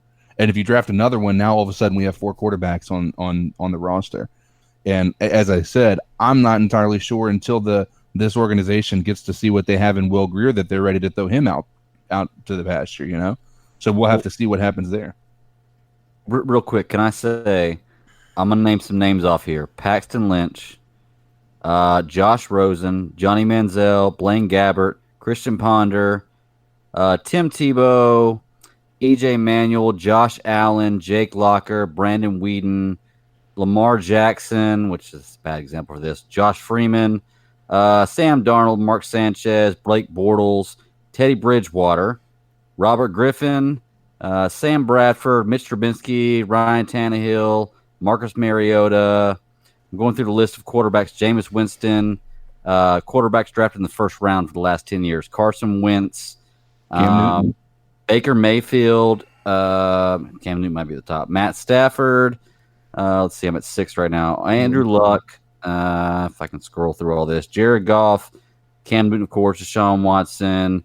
And Patrick Mahomes. Okay, so I would like to. I think when you put it that way, it sounds scary because you hear Ponder and Jake Locker and all of these different names of people who are inconsequential, going back to Brandon Weeden. I do think, to put some context on that and where this differs a little bit, is that there seemingly are 3 or 4 really high-end quarterback prospects this year. And in the past, in some of those years, when you drafted Blake Bortles, when you drafted Trubisky, well, maybe Trubisky's not a great example. That's just Chicago screwing them up. That was stupid. Right. Yeah, that was a stupid but Chicago some of move. those years, Brandon Weeden, those are some thirsty. We were thirsty for quarterbacks. So I almost felt like you were those when they picked Brandon Weeden. Was that Dallas that did? No, it was the Browns. Browns, yeah. And the same with Bortles. And even with Trubisky, you're like, you guys are reaching unnecessarily. Let's be honest, too. You got to remember, these guys were drafted to a team that just had no help for them either. I'm not saying that they would have been in a different position, but I'm a firm believer. That's why you see these high prospects go to Cleveland and they never have a career after that. Like, there are certain organizations that are career enders, and so you do not want to be drafted by them. The Jaguars, they have not had very much luck when it comes to quarterbacks. And maybe it's the quarterback, but maybe it also is that how many of these players that have been successful would not have been successful had they been put in a different system. We see it happen with Josh Norman. We see it happen with plenty of other players that go to another organization. You see plenty of people come from Tannehill is an example of that. You can look at every single person that comes from the Patriots that's considered a high quality person. They rarely succeed outside of the Patriots organization. I think that the name that bothers me on that list the most is Rosen. Yeah, but what's funny is told he was so great. He talked so much trash. He also talked so much trash coming in. Yeah, he was like, passed him up. We're going to pay for it. Exactly. That's what I was about to say. Yeah. Well, my point in bringing that list up was that was the last decade. And the last decade, if you look at that list, there has been 2 quarterbacks that have made it to a Super Bowl and one that won it. Patrick Mahomes won it last year, and Cam Newton's the only one to go to it. So of those 30 quarterbacks in the last decade drafted just in the first round, 2 quarterbacks have made it to the Super Bowl. I'm pretty sure if you go back 20 years, I had to look at it. I think Eli Manning is the only. But that's not right. No, Jared Goff is in the Super Bowl. Oh, it's true. Okay, Jared Goff. There you go. Jared Goff is in the Super Bowl, and okay. Almost Carson Wentz. Hold on, Carson Wentz. Even though he technically didn't play in the Super Bowl, for the majority of their season, Carson Wentz was the main reason why they were a great football team. I mean, he played. He was playing to an MVP level up until he got his ACL. Yeah. So 4 of 30. 4 of 30 is still not. That's like what 12%. That's still not a great stat. What are you gonna do? Like if you did. Wait a minute. You're saying 4 so you have Deshaun Watson, Cam Newton, Jared Goff, Carson Wentz. Once again, Jared Goff. I don't think you can quite write him off. He's not been the greatest this past year, but he's been a part of an incredible offense over the past 3 or 4 years up there. Over there in the Rams. You have Cam Newton. You have Patrick Mahomes, Lamar Jackson. I mean, you have plenty of people on that list that are considered success stories. So, I mean, I would, when I was listening to that, I was trying to count them off, and I would say out of that list, I'd say at least this might be high. I didn't count how many people you said.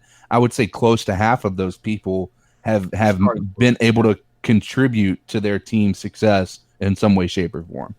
Okay. I think another thing that's kind of tough with when you think about Super Bowls is that there's really not been that many quarterbacks in the Super Bowl over the last. I mean, obviously, there's only been the Brady's and the Mannings. I mean, listen to this: is 2019 was Mahomes, Garoppolo. The year before was Brady, Goff, but then you had Foles, Brady, but Tom Brady, Matt Ryan, Cam Newton, Peyton. Look, those are right there.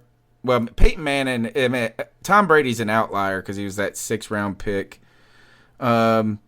Eli, Joe Flacco, Colin Kaepernick was in the Super Bowl. Really, there is, and so I think I could see both sides of your point, or two sides to the point, Greg, is that one is that it doesn't work out as much as as wanted to, right? I mean, there's been a lot of failure stories. But I would also argue that there are not a lot of success stories outside of the first-round picks either. No, I would say that there are more bust and failed quarterbacks probably taken after the first round. Yeah, you're probably right. There's a less percentage, but there's still a few successful ones. I mean, what's the guy from Jacksonville? Minshew, Dak Prescott. I mean, there's a few that are outside of the first round that are Tom Russell Brady. Wilson. The point being, though, is that the whole draft is a crapshoot. I mean, none of the GMs have a crystal ball and are able to peer into the future and see what these players will or won't be. You just have to scout them, determine whether or not they fit with what you do, and take them. I mean, trust me, if you're the Texans, you're not regretting moving up to 12 in order to draft Deshaun Watson. I agree. Yeah. Maybe he hasn't brought you there yet, but it doesn't mean that he's not gonna at some point. His coach is Bill O'Brien. And the other thing too, though, is that, and we should point out too, is that you remember Dave Gettleman said, "Don't shop hungry." Yeah. A lot of those quarterback reaches were for teams that were shopping hungry. And maybe, and so if we or trying to be too cute, that's what I think is like picking Trubisky is some scout trying to prove to you that he's smart.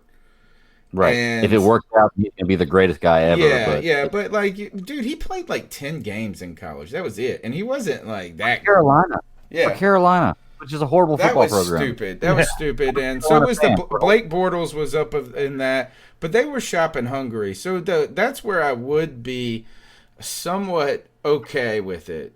Is that like, man, this guy was here. We didn't think he was going to be here, and we can't pass this up. I don't think trading up, though, is the right way to do it. Let's go back into the cat calls and see where they go. I'm sure that took us a little into the draft. Let's see where else we're going. Chef again. What's up? Anyway, the whole way they treated Cam was fucking ridiculous. And I love when people love Cam. It makes me sick to my stomach. Literally sick to my stomach to think about it. I remember being at that game at Tampa Bay last season. I mean, here for Tampa Bay last season. Yeah. And watching how Cam Newton was and watching his worst game of his career and sitting there getting this just disturbing, nauseous feeling that, am I watching Cam Newton's last game as a Carolina Panther right now? And the whole year I spent myself convincing myself that was not the case. They could not be that stupid because this man is the biggest competitor in the NFL. And if you don't think that he can come back and get behind a halfway decent line, I'm just talking about a halfway decent line. See, that's where our problems are. I don't care what quarterback is back there. This draft, you better go after offensive linemen. We have not spent premium draft capital or any draft capital for that fucking matter on offensive linemen for a very, very long fucking time.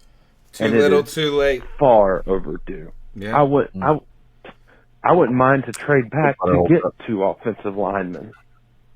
It's not a bad trade back idea. a first round, get 2 later first round picks. Get both offensive linemen. I mean, if you can't get Isaiah Simmons, which is who I really want. Oh my God, if he can fall to us, bro, you got to go after him. You just have to. You have to. I mean, that man is a beast. Cody's right. He will be a beast in this league. It's a perfect Luke Kuechly replacement, if that's what you're looking for. I mean, he may not be. I don't know if he can be the captain of the defense. That may come with time, obviously, but he can definitely fly around the field and plug up the holes, plug up the run holes, break off in coverage, everything. So I have a question about Simmons. Let's see what we can do you. through this draft.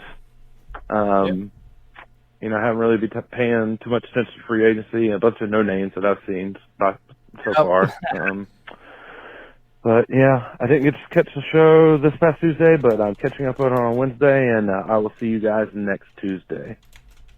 Love you guys. Keep at me. Pound. Man, thanks for the contribution, my man. Thanks for supporting the C3 Panthers podcast. I tell you this is that all right, I want to go back to Simmons. Let me go back to that because before I forget this. So one of the things about Simmons is how eye-popping his his athleticism is, right? Yeah. Is that it's just like, all right, this is a guy. It's like when you see those offensive linemen rowing like a sub 4.6, and you're like, this is not supposed to match my eyeballs. What I'm seeing, this isn't right. Here's a guy. Yeah. But the question I have with an Isaiah Simmons, could we overvalue that a hair and be so enamored by those numbers? Like, who's the next best linebacker in this draft? Isn't it that guy from Alabama? No, for my money, it's Kenneth Murray out of Oklahoma. He's a linebacker from Oklahoma. 6'2", 240. Also ran 4.5, I believe.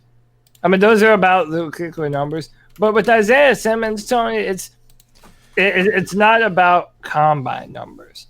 I've had the pleasure of watching him for 3 years, very intently, and the dude just does it. I mean, dude, he can flip his hips like a cornerback.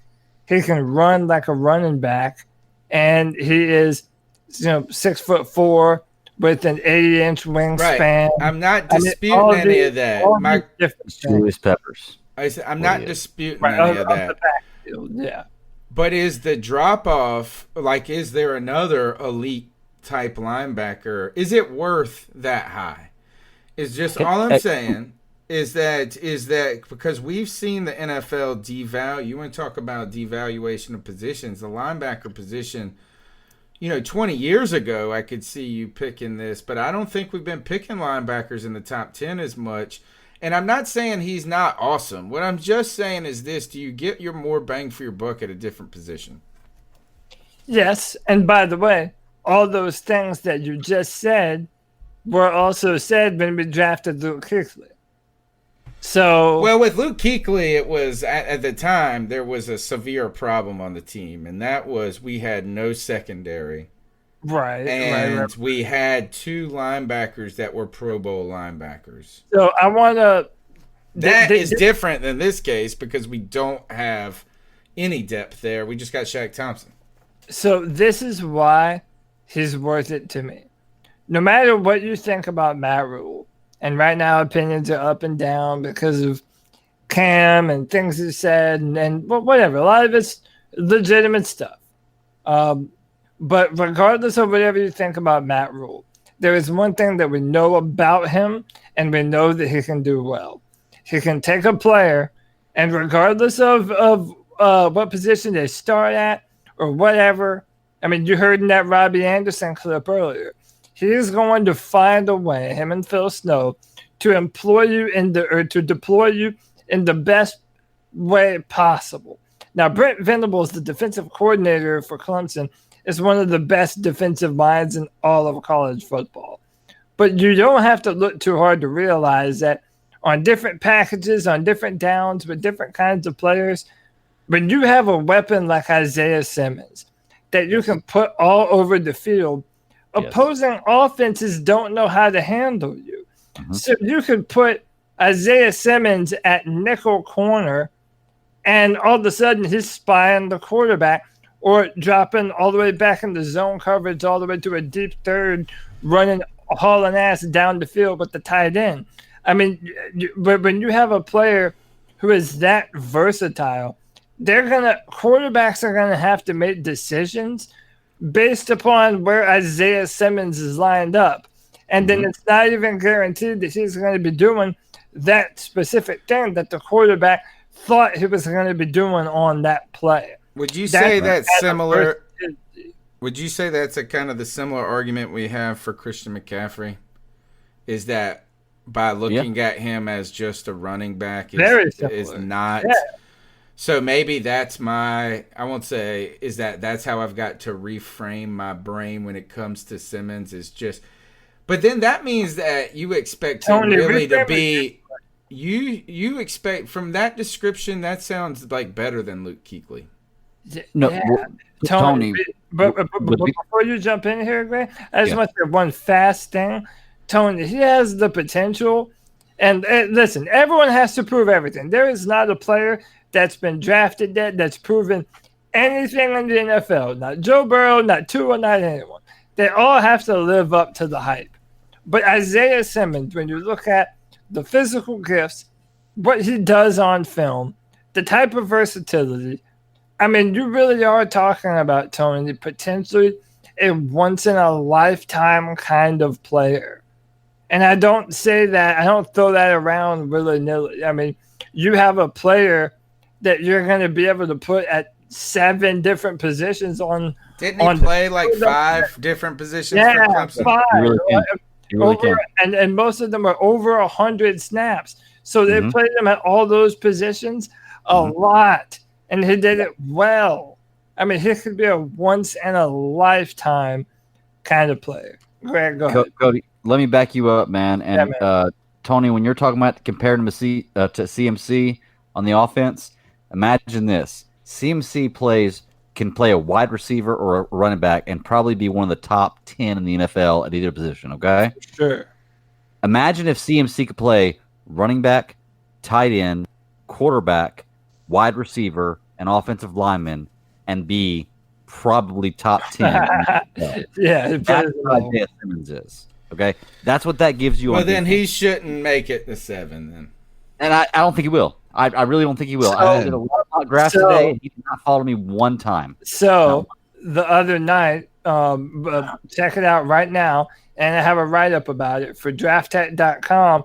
We did our first live analyst mock draft, and I actually traded up to number 4 with the Giants for Isaiah Simmons for only the 7th and the 38th pick.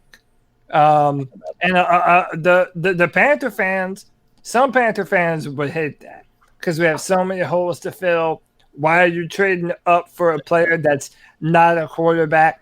Listen, man, you're talking about a blue chip linchpin centerpiece of your defense for the next decade to come, and it's going to grow, and it's going to get better, and it's going to learn NFL cadences from quarterbacks and all these other things. Possibly Luke Kuechly is a coach. Yeah, man. Dude, Isaiah Simmons is, in my opinion, the pick. And the Giants should not let him go because then the Giants they probably won't. The Giants have the opportunity to have the same thing that we have. Mm-hmm. We would have. If we get Simmons, you have Simmons and Christian McCaffrey, like these kind of transcendent type players. They have Saquon Barkley, who is that same. He's cut from the same cloth. You know. Can I ask you? Can I make a suggestion for a segment? Yeah. Yeah. Predict the headline. All right. Ooh. So the day after draft night, that first round, the day after or the night of, what is the headline? Is it and it doesn't have to be Panthers related. I mean, what is this biggest surprise based on what you know now about the way things are working and who's on? What is the biggest surprise coming out of the draft on the first round? Oh, biggest. What is going to be the headline for all teams? Like just the biggest just overall? The biggest all. What's going to be the top thing on NFL? Like on NFL.com on ESPN that's going to be trending on Twitter the entire time, similar to the Giants taking Daniel Jones or or the Bears trading up to get Trubisky. Things like that are like earth-shattering, where that should not have happened. I would imagine it's kind of low-hanging fruit. I would say Justin Herbert being drafted ahead of Tua. Okay. Then my headline, if that one is true, my headline is Chase Young slips out of the top 5.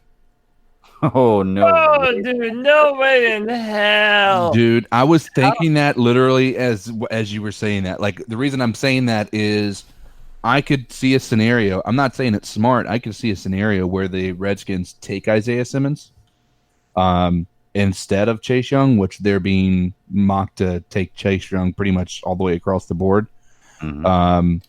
So I could see a scenario, and apparently the Redskins have actually said they're not interested in a quarterback in this draft. Yeah, but they're lying. They've got to be. Everyone's lying. Everybody's lying. They got. But here's the other thing too: is it's not even about Chase Young. But what if Simmons goes 3? Right? What if it goes like you pick Joe Burrow, then the Redskins either trade out of that pick? No, dude, he's not falling past 3. No, Chase Young's not falling past. Yeah, if for whatever reason, if Isaiah Simmons is so transcendent, could you see a world where Isaiah Simmons goes ahead of Chase Young? How about that? I could. The only reason I couldn't is because Chase Young is dominant at one position.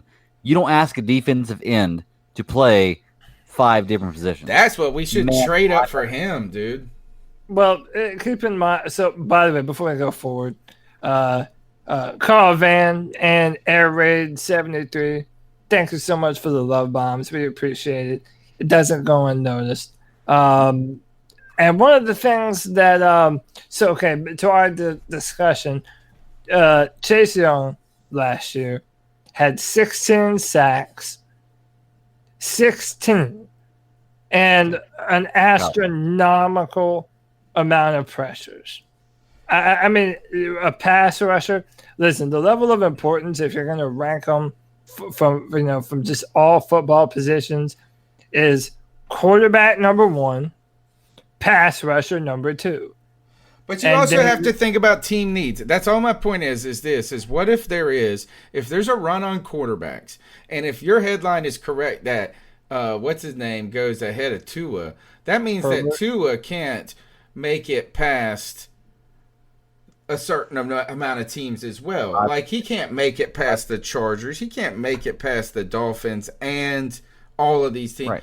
And then what happens if Simmons goes ahead, and then the Lions, the only thing is, could you pick, what if somebody goes crazy and picks the cornerback, the Okudah guy, and then all of a sudden now, I don't know. I'm just saying that's my thing, is that would be the headline I want to happen. Chase Young slips out of the top 5.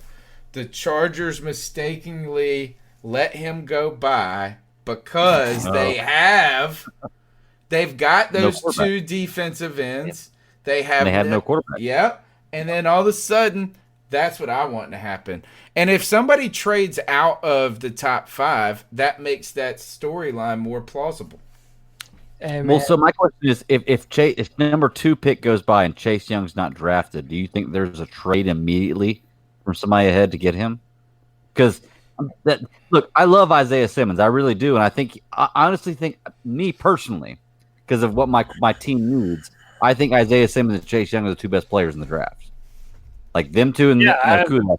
A lot of my team needs. A lot of Chase Young and Okudah, or Simmons and Okudah. So yeah, a lot of people do. I tell you one thing: the Giants won't let them go by. No, probably not. No, hold on. No, I'm glad that you said that. We do need to talk about that a little bit, because they just drafted a quarterback. They're 2 players. They're 2 franchise players right now, are Daniel Jones and Saquon Barkley. And you're not going to be able to throw the football or run the football if you don't have offensive linemen. And we know that Dave Gettleman loves the hog mollies, and it just so happens that there are 4 there are 4 offensive tackles. So that's why I made that trade for draft tech. Because if you went to Gettleman and said, look, move with us from 4 to 7, you still have a chance to take one of the better offensive tackles in this class, and you net the 2nd round pick for it. So in my mind, that would be good justification. But, I don't know. Dave Gettleman's a wild card, but you just invested in a quarterback and a running back early in the draft in your first 2 years of being the general manager. How do you not then value protecting those 2 investments? Because you're not just protecting one of them. You're protecting both of them by allowing them to run the football with Saquon. So it's not right now. New York is our biggest obstacle to drafting Isaiah Simmons. No. So let me do. I'm sorry. Go ahead, Greg. You're good, You're good. I was going to say, with that, the biggest headline, let it not only be that, but like, who is going to be the biggest loser of draft night? The first night of draft night. Yeah. Who is going to be the biggest loser? The loser? Who's going to be the Chicago Bears of 2 years ago when they drafted Trubisky at a much higher draft position than anybody else had him scheduled for? They could have stayed where they were and saved so much draft capital and still picked him up. Same thing with the Giants and Daniel Jones. I don't think it'll happen. But if the rumors are true and Miami is in love with Joe Burrow and the Bengals decide to trade back to number 5 out of Joe Burrow, then that's the Bengals are fucking stupid. The Bungles is what people are calling them if they do that. The Bungles. Yeah. What if the Bengals? What if they picked Chase Young? There's no way. There's no way in hell. They still have Andy Dalton. You guys don't realize. And that's wonderful. Yeah, they still have him. They could still value him as a quarterback. Maybe you're right. I guess it is possible. I just feel like there's no way in hell to do it. But it's not going to happen. No. Hey, I wanted to bring up earlier where we were talking about us talking about drafting Isaiah Simmons at that main linebacker position, inside linebacker, outside linebacker, or he can play 7, whatever. If by chance that doesn't happen, because I really don't think he'll be there at 7. I just personally don't. I love him, but I don't think he'll be there at 7. We're so jaded as Panther fans. It's like the player we want, we know we're not getting him. Right, right. Well, I did this mock draft earlier that Cody showed me, and in the 5th round, I drafted a guy named Marcus Bailey. And I want y'all, if you get a chance, look up Marcus Bailey highlights. This is a linebacker from Purdue. 4-year senior, about to graduate. He's got great numbers. This guy looks legit. He can cover. He can rush. He can do all kinds of stuff. I think that if we can't get a guy like Isaiah Simmons in the 1st round, we wait, because I got this guy in the 5th round. Of course, I know this is a computer mock draft. Didn't always fall like that. But check out Marcus Bailey from Purdue, man. Like, I don't know a lot about drafting, Cody, you do. I think this guy is legit. Just looking at his highlights. Once again, it's highlights. So they're going to be good no matter what. I'd like to compare it to his, the games where he didn't have such great games. But in the games I saw, he was getting 2-3 sacks, from rushes. He had a couple games of 2 interceptions. He had a couple of interceptions returned for a touchdown. He's great in coverage. This guy, Marcus Bailey from Purdue, is a legit linebacker that I think we could pick up late and get away with a steal. So, yeah, I'll definitely check him out. There are still a number of players that I have not watched film yet on. That's what I'll do. Before next Tuesday, I'm going to put out my updated big board. This is. Do you want to hear Daniel Jeremiah's his first 10 picks? Yeah. Oh, I saw that today, and his mock draft is so terrible, it makes my butthole clench. All right, it goes Joe Burrow, Chase Young, Jeff Okudah, Tristan Riffs. Wow. Yeah. OT. Justin Herbert goes to the Dolphins. Dolphins. Tua to the Chargers. Derek Brown there to the Panthers. No. How are you picking him over either Simmons or Okuda? That is the Okuda's 3 to Detroit. I didn't pay attention. But Mekhi Becton, it's a lot of offensive tackles, man, in this top 10. See, and that's the thing. That's why my headline is, what if the Redskins stun us and pick a quarterback? That would be awesome. I think the Redskins are going to pick up Cam Newton, to be truly honest with you. Ron Rivera, why not? Who do you have there? No, Dwayne Haskins, bro. Yeah. Right. Dwayne Haskins, awesome. Wouldn't he be great to learn under Cam Newton for a year or two? All right, let's go back to the calls. Next call. Hey, Panthers podcast. G Cavassi. Hey, how y'all doing? What's up, G? You guys and your families and friends and loved ones are, staying safe in this trying time that we have with this damn, coronavirus. But I want to talk to y'all about something, about this draft coming up that, is going to be a virtual draft this year.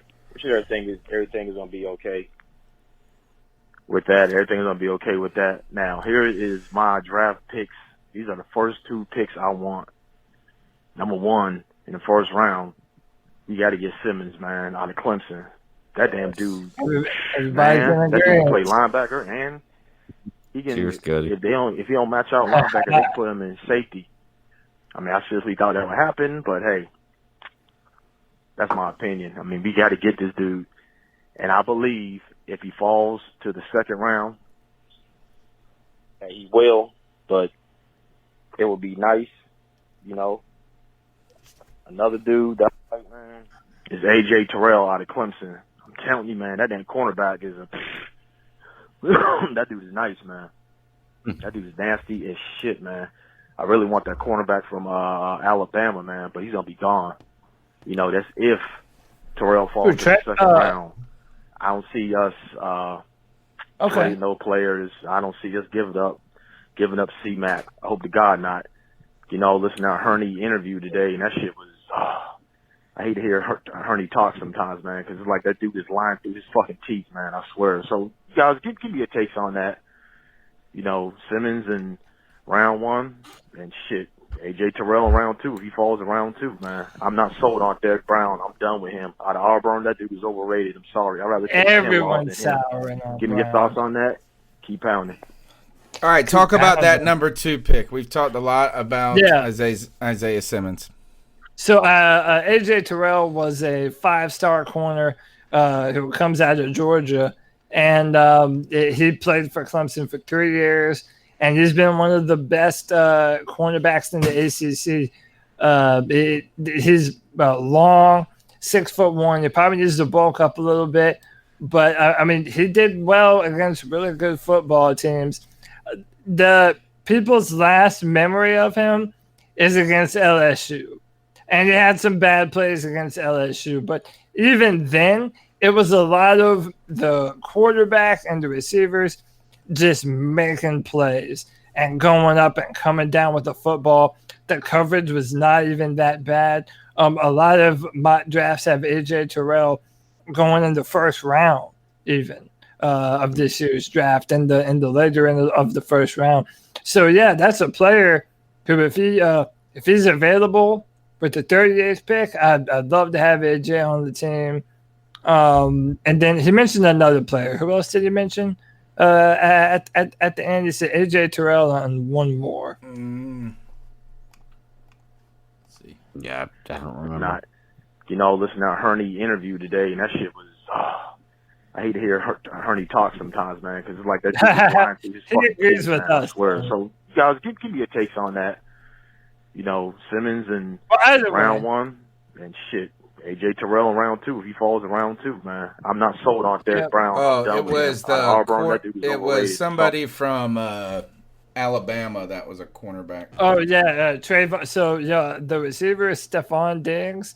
His brother is in this year's draft, and he's a corner from Alabama, Trayvon Diggs. And some people are kind of hot and cold on him. I wouldn't mind it if it was a later round pick, I mean, preferably somewhere like the third round. If we have an addressed corner and he is there in the third round, I wouldn't mind that. Imagine what Stefan Diggs' brother's like. Oh my god, he must be so hard. If he's like his brother, he's so hard to get along with. Never happy. Hey, Cody, I got to ask you about a player, man. Do you know anything about Lloyd Cushenberry from LSU? Do I? Oh, he's probably my top-rated pure interior offensive lineman. Yeah, he's probably my number one. That dude has freak show arm length, by the way. Which, if you're a guard, dude, that's awesome. I mean, that's perfect. Lloyd Cushenberry is a bad mofo. That's who I have as my number 2 pick in the draft. In my mock draft, that's my number 2 guy. Just the fact that he went to LSU, we have Joe Brady next year. I think that if he's there at number 2 in the second round, you mean at 38? At 38, yeah. So no, that would be a fantastic pick. CK, did you ever drop your headline?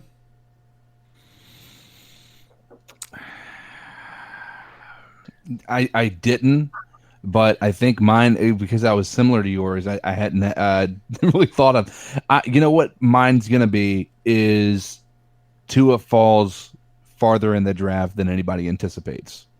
Like a Rosen type deal?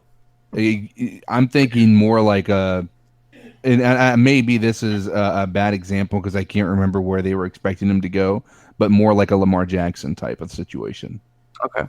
Dude, what would you all feel like if Tua started to fall and then the Saints traded up and drafted Tua?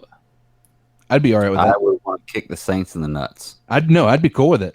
I'd be cool with it because right now, I mean, that once again, you create question marks within what's going on with the Saints, and I still think that even with the new quarterback, if you don't have Drew Brees, you take a huge step backwards.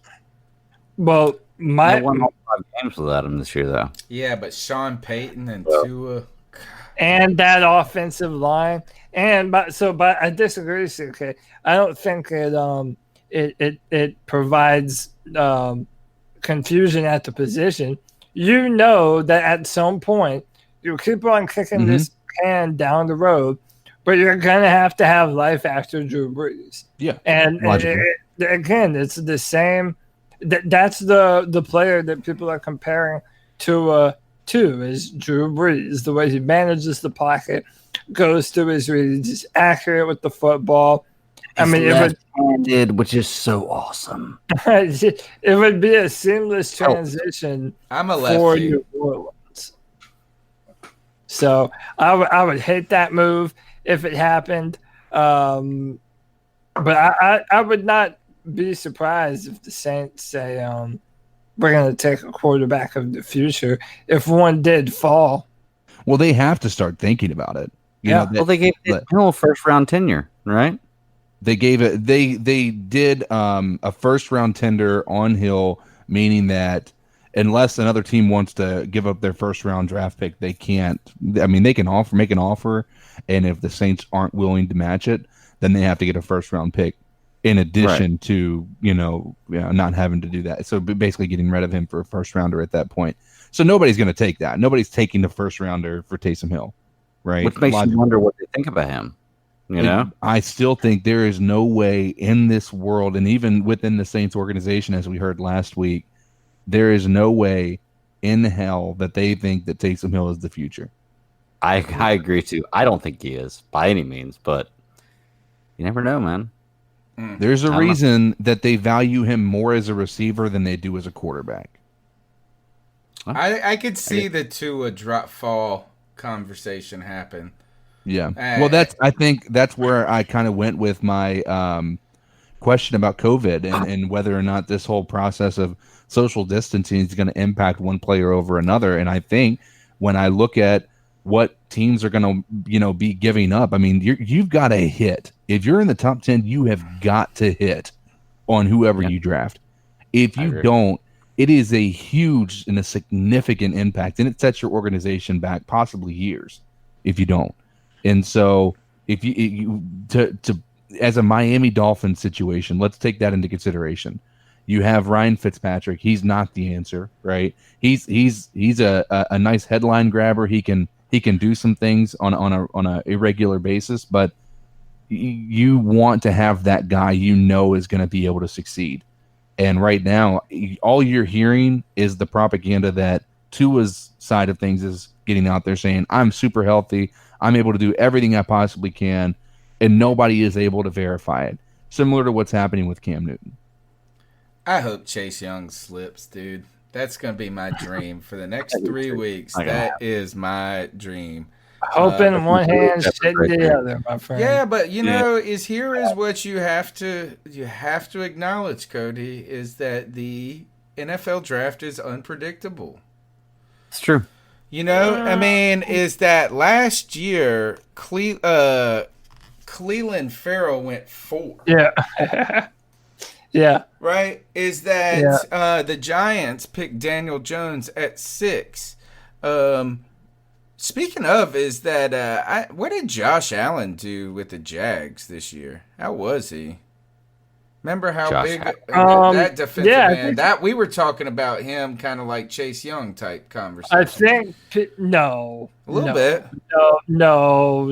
It was him and Nick Bosa, right? We're supposed to be the best. Yeah, but even if be the best, yeah. If Chase Young was in last year's draft, he would have been graded higher than all of them. Than Nick Bosa? Yes, way higher than Bosa. And look what Bosa has done. Yeah. In the NFL. I don't know, man. Maybe the Redskins screw up and pick a quarterback. That's all I can hope for is that somebody tries to be too smart, and that lands a Simmons or Chase Young or Okuda. I think one of those three need a defensive player. That's what we need. That's what we need. I really hope we take Okuda so we can create a song called Okuda Matata. Yeah, definitely. All right, next call. There's short ones coming up, and then we'll get out of here. And CK and everybody. What's up? I just wanted to say this is Anthony Rochelle, and I just wanted to say this is a rebuilding, starting year. It's gonna hopefully build up the pieces of what we need to do. I think we still need to get an offensive line. That's just my opinion. I appreciate you guys. Hope you have a great day. Yeah, thanks, man. Thanks for the call. Good to you, buddy. I still can't. I think if we picked offensive linemen here, I would be disappointed. That depends upon who's left on the board. Right. Well, there's a lot of offensive linemen in the first round that are available, but I don't know if any of them are available for 7. Here's my thing. If we're going to pick an offensive line in the first round, we've got to trade back. We cannot. I agree. Yeah, I agree on that. In my opinion, if we trade back, I'll give you that.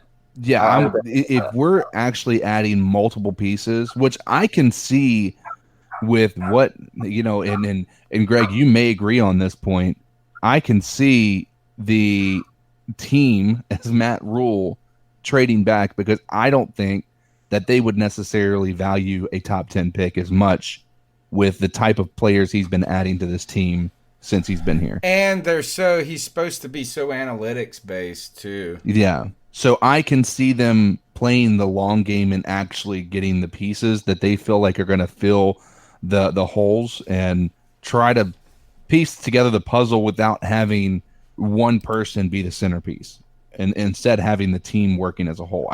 I don't know if that's going to be an accurate estimation of what they're going to do, but I could see a situation where they trade back just because a top 10 pick isn't something that I can see them valuing unless it is a franchise quarterback, possibly.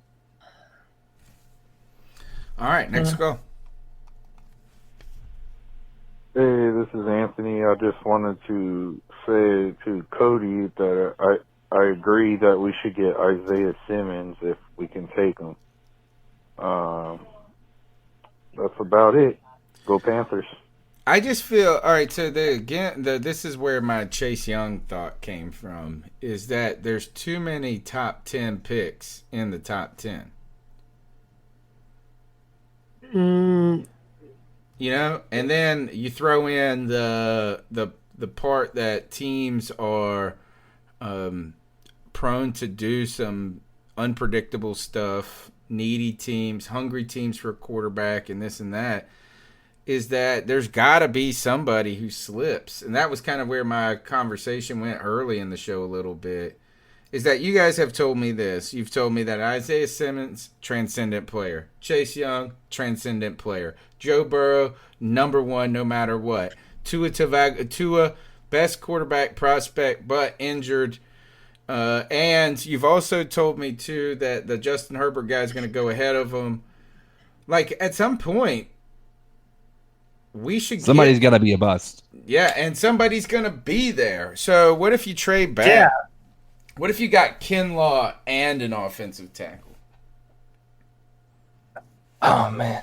Can I tell you guys this scenario that I've had running through my head? Would you, and this is so stupid, but I don't care because it's late in the show. Who gives a fuck?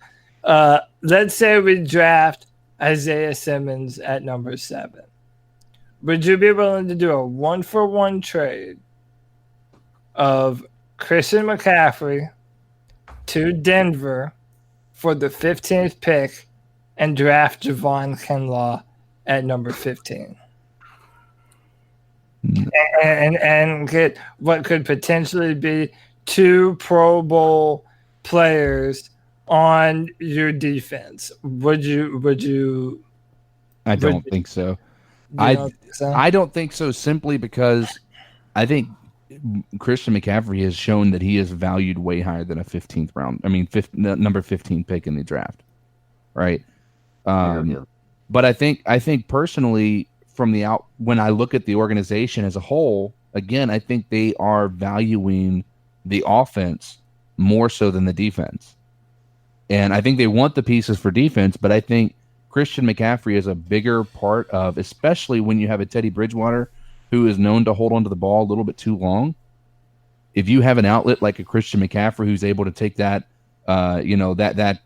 check down pass or whatnot, I think you need that for this type of an offense that they're going to be running. I think too, the one thing the reason I say no to that is that you've got Christian McCaffrey who's in his prime and is a proven commodity versus somebody that we think can be.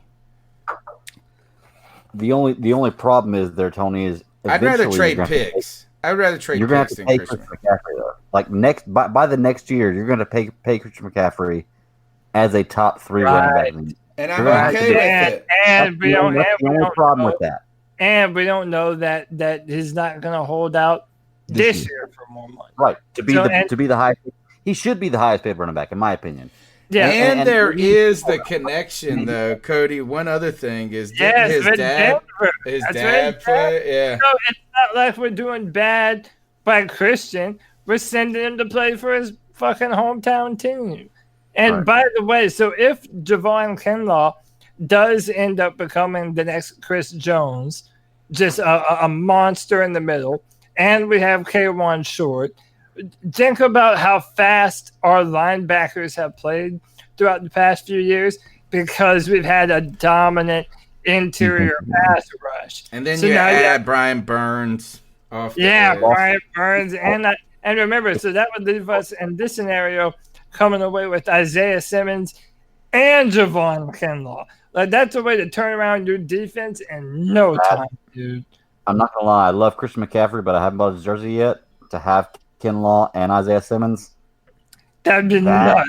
I'm on the no train. I'm with Tony. I mean, on paper it looks good, right? And it does. Me and Greg are on the dark side. It looks good on paper. I agree with that. It looks good on paper, but at the same time, how stupid would we look is if Javon Kinlaw is a bust, straight up bust, or if he's just okay? What if he's just okay though? another first. That would be just as bad. If he was just okay, that would be just as bad as him being a bust. If you, But that's a chance as like to you always take, traded man. away. Yeah, well, okay. I I think mean, what if Cam Newton goes to San Diego and wins the Super Bowl next year? How stupid would you? More power to him. Well, don't worry. I've been telling y'all that was stupid. I mean, just pick. So. No, I think though the hard thing is that Cody mentioned is that the contracts. You got to have a feel for what the contract desires are going to be from him and his agent, but also from what the team. And I do think that Christian McCaffrey, though, I don't think it's fair to look. I think he's kind of like I said, Isaiah Simmons. You know what I'm saying? He's not just a running back. So I think that's why I'm okay with paying him more so than I would be okay with paying Derrick Henry or Ezekiel Elliott. Is that because he has a versatility that could extend his career if you don't beat him up the whole time.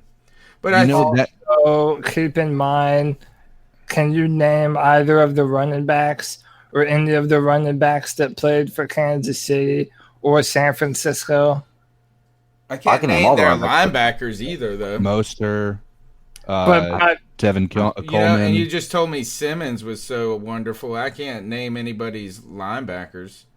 Well, how about this? Would you rather have Isaiah Simmons and Christian McCaffrey, or Isaiah Simmons and Okudah? Not Okudah. Sorry, what was the guy we were saying? Simmons and Kinlaw. But who would I rather? I Simmons mean, and I love McCaffrey. I would love for McCaffrey to be a part of this team for the next 10 years. I'm just saying, if you're playing the game of GM, then you have a player in Christian McCaffrey who plays a position which is far more replaceable, and you have to pay him soon. Like, if ever you were going to trade him, now is the only time that he has that incredible value. Coming off a 1,000 season. Technically has 2 years left on the contract because of the 5th-year option. And again, it does apply to him. Yeah, that's right. Yeah, it does apply to him. And, I thought about Denver because that's where he's from. That's where his dad played. Brett or John Elway would be all sentimental if you called him wanting to trade for one of his friends. Oh, no. You know why? I'm going to ruin this. This sounded cool until we just remembered that Denver signed Melvin Gordon. They signed Melvin Gordon? I didn't know that. Right? No. Didn't he go play? That's who. Yeah, it's Denver because he's playing in conference. Yep, Yeah, you're right. Yeah. All right. Oh, did? Here, that's the blanket on your. That's the. Yeah, blanket. no, that's never going to happen. Just like Chase Young falling out the top 5. Or you trade him to. What if you traded Christian McCaffrey to Detroit for their number 3 and got Chase Young? What value? What value would you have? What would you be willing to give up to move to number 1 to get Joe Burrow? Oh, well, why did you have to ask that? I don't think we can. I don't think there's anything you can do to Cincinnati that we can give them because they have Joe Mixon. They don't need a running back. We have nothing to offer them. Yeah, but he ain't done nothing. Are you kidding me? He was like the 4th running back in the league last year in yards. He's a good running back. Yeah. He's a damn good running back. Like, they have no reason to go away from. Well, I wouldn't. If I had Joe Mixon, I would not trade to get Christian McCaffrey. So we have nothing to really offer him other than that. Maybe Brian Burns, but we're not going to trade him, and they're not going to pick him for a top number 1 pick. What if Miami goes after Burrow? Which is possible. That's what the rumors are right now. That they like Joe Burrow. I mean, dude, they could give up 4 first-round picks. They could give up 3 first-round picks this year and next year. Yeah, but and then I think the Bengals should do that. I would do that if I was the Bengals. I would too, because especially if you're playing the long game. But why? Because okay. I would take Tua and those 5 first-round picks and get me Chase Young next year. You've got to play the now game. At some point in time, the Bengals have been playing the long game for a long time. At some point in time, you've got to pull the trigger and you've got to play the now game. I disagree that they've been playing the long game for a long time. They've been like Joe Burrow with the receivers they have, the offensive line they have. You've got to take that position. I mean, you've got to. I think they're getting old. I don't think that they have. Yeah, and on top of that, too, what if you just believe this is Burrow is very good, very, very good, but with a limited sample set of his greatness, he's not as much of a guarantee as people make him out to be. So by having 4 first-round picks, what if the Panthers had the number 1 pick in this draft? Just go with me for this. What if we didn't trade for it? What if we were the number 1 pick and Miami came to us and said, we'll give you 4 first-round picks over the next 2 years to come off of Burrow? Would you do it? And I would say yes. I would do Bridgewater, yes. Yeah, hell yeah. With Bridgewater, I would. But at that point, you're having an entirely different discussion. Why? Because you could still get Herbert. You could still get the combination of Joe Burrow and Joe Brady just produced the best offensive season that a quarterback has ever had. And I think you guys are giving you have. And no, it is one season, but 1 season. Okay. But this we can do this with everyone. Like you're talking about. I think you've coronated Joe Brady too much, even. But no. I mean, to be honest, it's fair to say if Joe Burrow is potentially a 1-year wonder, then yeah, maybe Joe Brady is too. But dude, look. I mean, but when you look at what they were able to do together, yeah, if you had the number 1 picks, you're not passing up on that.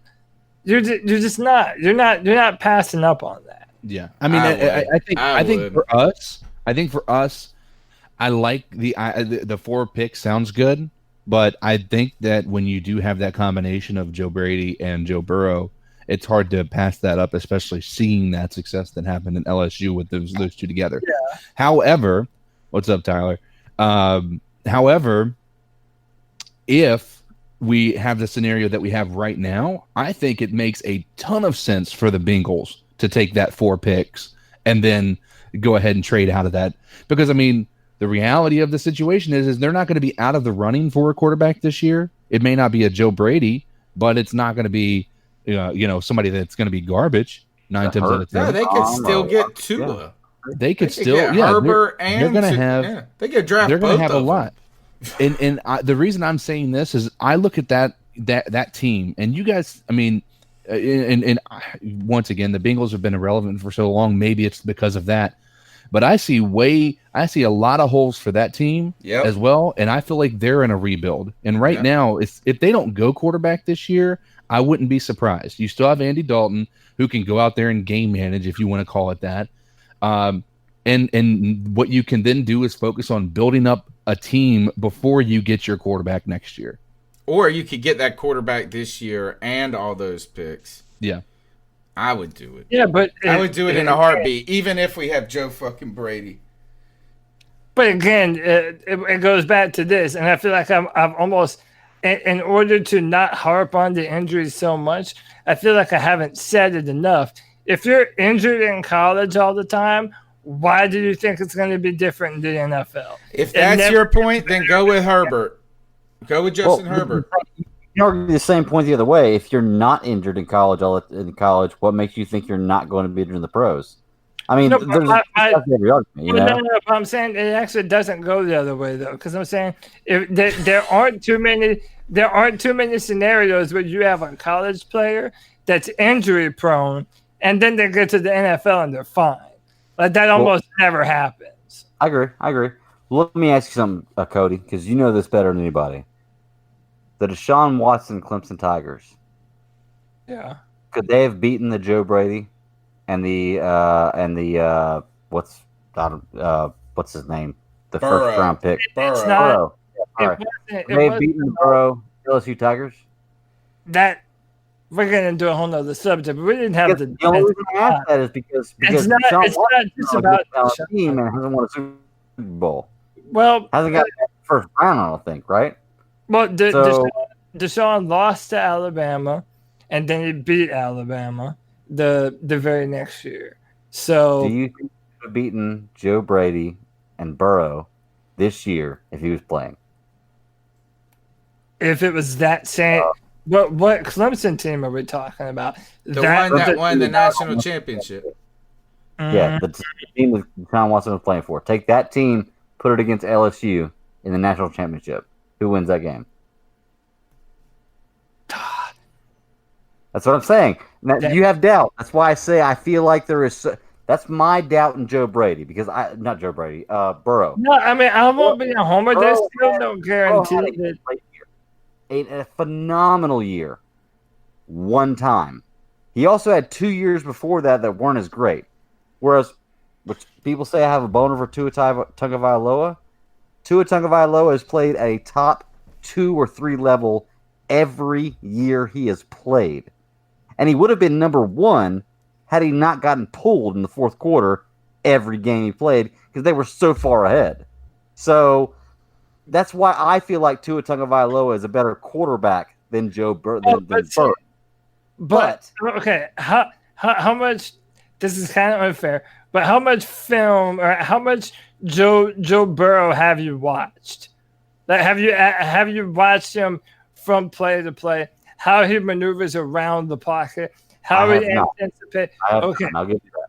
I am saying that I have, and that even though he did have incredible receivers, an incredible offensive line, when you're judging a player, there are every once in a while a player will just do things that you either have or you don't.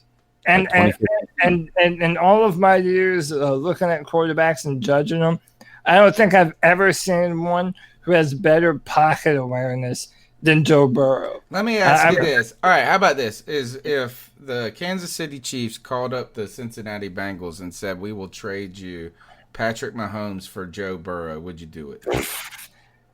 Would you do it? No. You wouldn't trade. Patrick Mahomes just won a Super. Okay, Wait, so how about this? Would you trade? If you're the Bengals, would you 1-for-1 trade the number 1 pick for Patrick Mahomes as the Bengals GM? I know the Kansas City Chiefs aren't going to do that. But if you're the Bengals, well, yeah. Would Mahomes you do? What if somebody called up and said, "We'll trade you Lamar Jackson"? Would you take Joe Burrow over Lamar? Deshaun Watson. Yes, absolutely. I actually compared Joe Burrow. That's my player comparison. Who? Deshaun Watson? Yeah, I compared Joe Burrow a lot to Deshaun Watson. But not for the run threat, but for the ability to make throws. And for a guy that they say doesn't have a cannon for an arm, he is not afraid to throw the football down the field and connects and is accurate down the field. My point is just this, is I think we may be slightly too infatuated with Burrow. I agree. And I feel like this is, yes, did he have the best quarterback college season in football? Yeah, but do you think he's better than Peyton Manning? Nope. Do you think he, you know what I'm saying? Like, you can go down these lists of and I think, that's where the 4 picks is a lot. Anyway, we got one last call. Let's get to it and then do our ISO picks because we can keep chasing this rabbit down the road. Guys, I don't think Joey. What's up, there's Joey? any way we're going to forget Matt Rule because if he sucks at coaching, we're going to have to watch it. Oh, this is going back to when we were talking about Tepper. And if he's great at coaching, we're going to get to watch it 16 times a year. And that's why we're going to forget about Tepper. It depends on how that goes. But, as society as a whole is going apeshit, there's no reason to be negative about anything. Especially the Panthers, because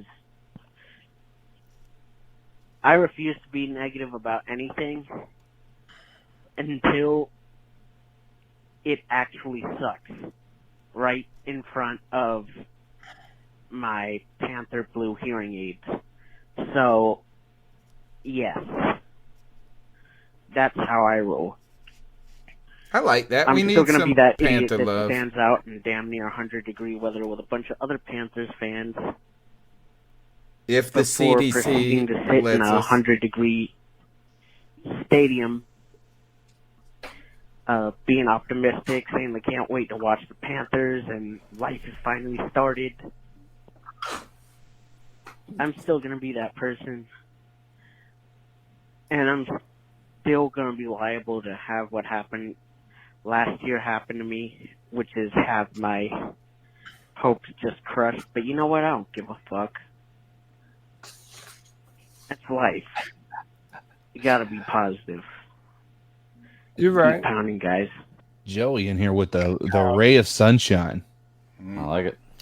I can't get off of this this Joe Burrow thought in my head, man. Oh gosh, what do we got? What's the rabbit hole we're chasing? I mean, now? I just feel all right. So what if in some weird worlds, Burrow didn't go number 1?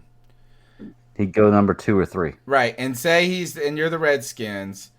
If you're the Redskins and someone called you up and said, "We'll give you 4 first-round picks," Oh gosh, we're still stuck to the 4-round picks. would you skip on them? You mean Carolina? No, like say anybody. Like if you're the Redskins, Okay. would you skip on Burrow if you could get Young and all the picks? I would. The Redskins, I would, because you can get 4 first-round picks next year. You can get Trevor Lawrence. Who do you think the Bengals would pick if they passed up on? Yeah, who do you think the Bengals would pick if they passed up on Burrow? Chase Young. Yeah. Yeah, so they're not going to. Redskins aren't getting Chase Young either way. In that case, in that environment, I don't know. I just more than Joe Burrow. I hope Joe Burrow is great. I just don't know if I feel as comfortable as saying that I feel that he's as good as Peyton Manning was coming out of college. I give you that. I don't agree with that either. So he hadn't proven nothing. Well, he did He's only last had year. one And he kind of year. did last year. He did have the greatest, 70 touchdowns? Yeah, but Tony, One good year in college. But one good year in college. Okay, but Tony, are you going to be saying the same thing next year when Trevor Lawrence comes out? Yeah, because he looks like that stupid girl from down. Okay, can I ask football no more? Cody? No. Let me ask you this: you've watched a lot of the film. You've said that Joe Brady would have been a 5th-round pick had this last year not happened. What do you feel has changed for him, and how is that not just associated with a system? So I can understand exactly what we're dealing with. The system is a lot of it, but it is important to where a quarterback goes. It's not a shocker that Drew Brees is a much better quarterback in New Orleans Than with he was Sean in San Payton Diego. than he was in San Diego. So, And it's also not a. It's they're also pretty not a good. mystery that when Sean Payton was suspended for a year, the Saints didn't do anything.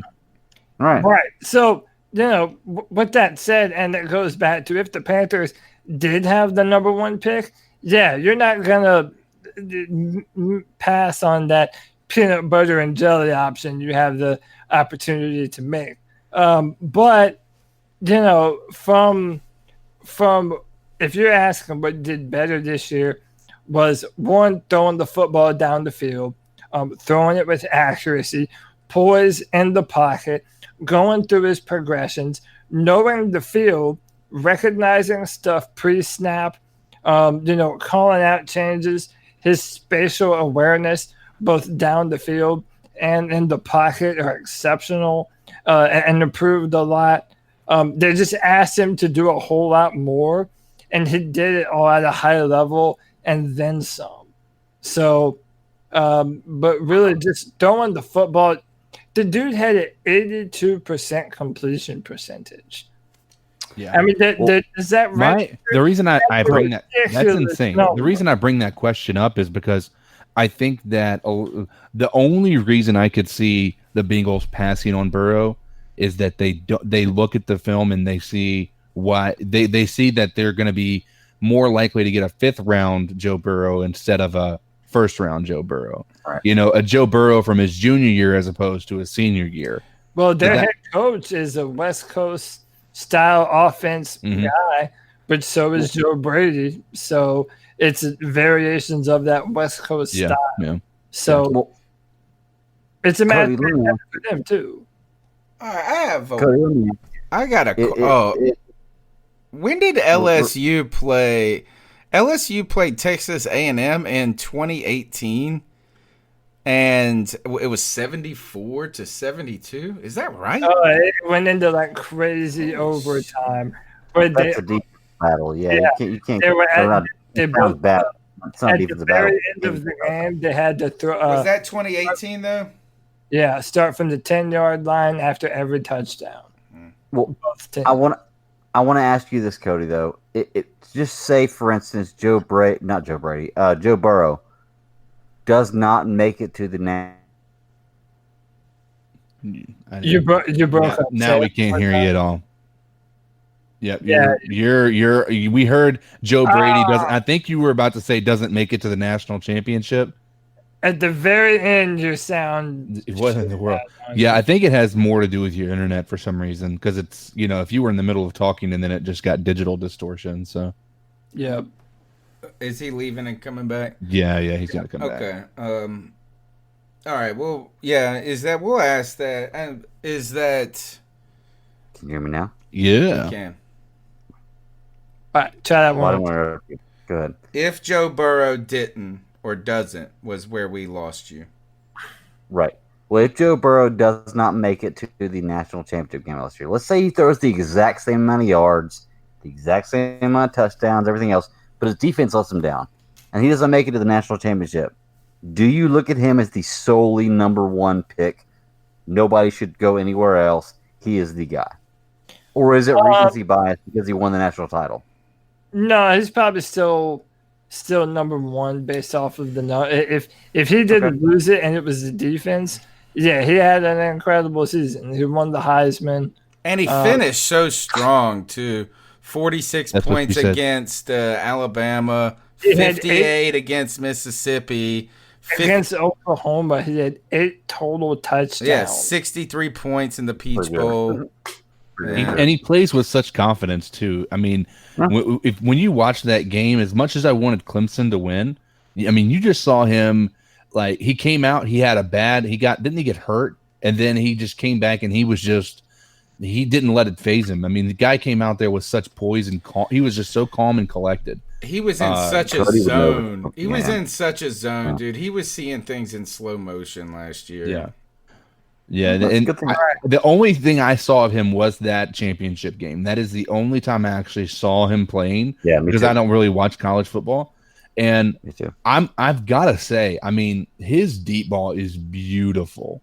Like it is. I would almost compare it to Russell Wilson's ability to get that ball over top of defenders' hands and then just drop it right in the bucket on the receivers. It was just incredible. Yeah, and it wasn't. It was. I mean, there was nothing that the Clemson defensive backs could do. I mean, they weren't in bad positions all the time. It was just the balls were placed in such a great place. Feeling it. He was straight feeling it last year. He was in his zone. All right, so Joe Burrow, consensus number 1. You wouldn't trade the entire world for him, no matter what. All right, guys, let's get the hell out of here. Let's do our ice up picks and go on. We have flogged the draft. This is why I don't like the draft, Cody. In preparing for the draft, we just talked for like 2 hours about shit that's not gonna happen. But Tony, maybe not gonna happen. It's not about you. Your fans love it, man. Fans love this shit, and we do it for them. That's why. Let's ice some fools up. That's what I want to do. I want to ice some people up. Ice up pick. I'm going to go first tonight. My ice up pick goes to PlayStation.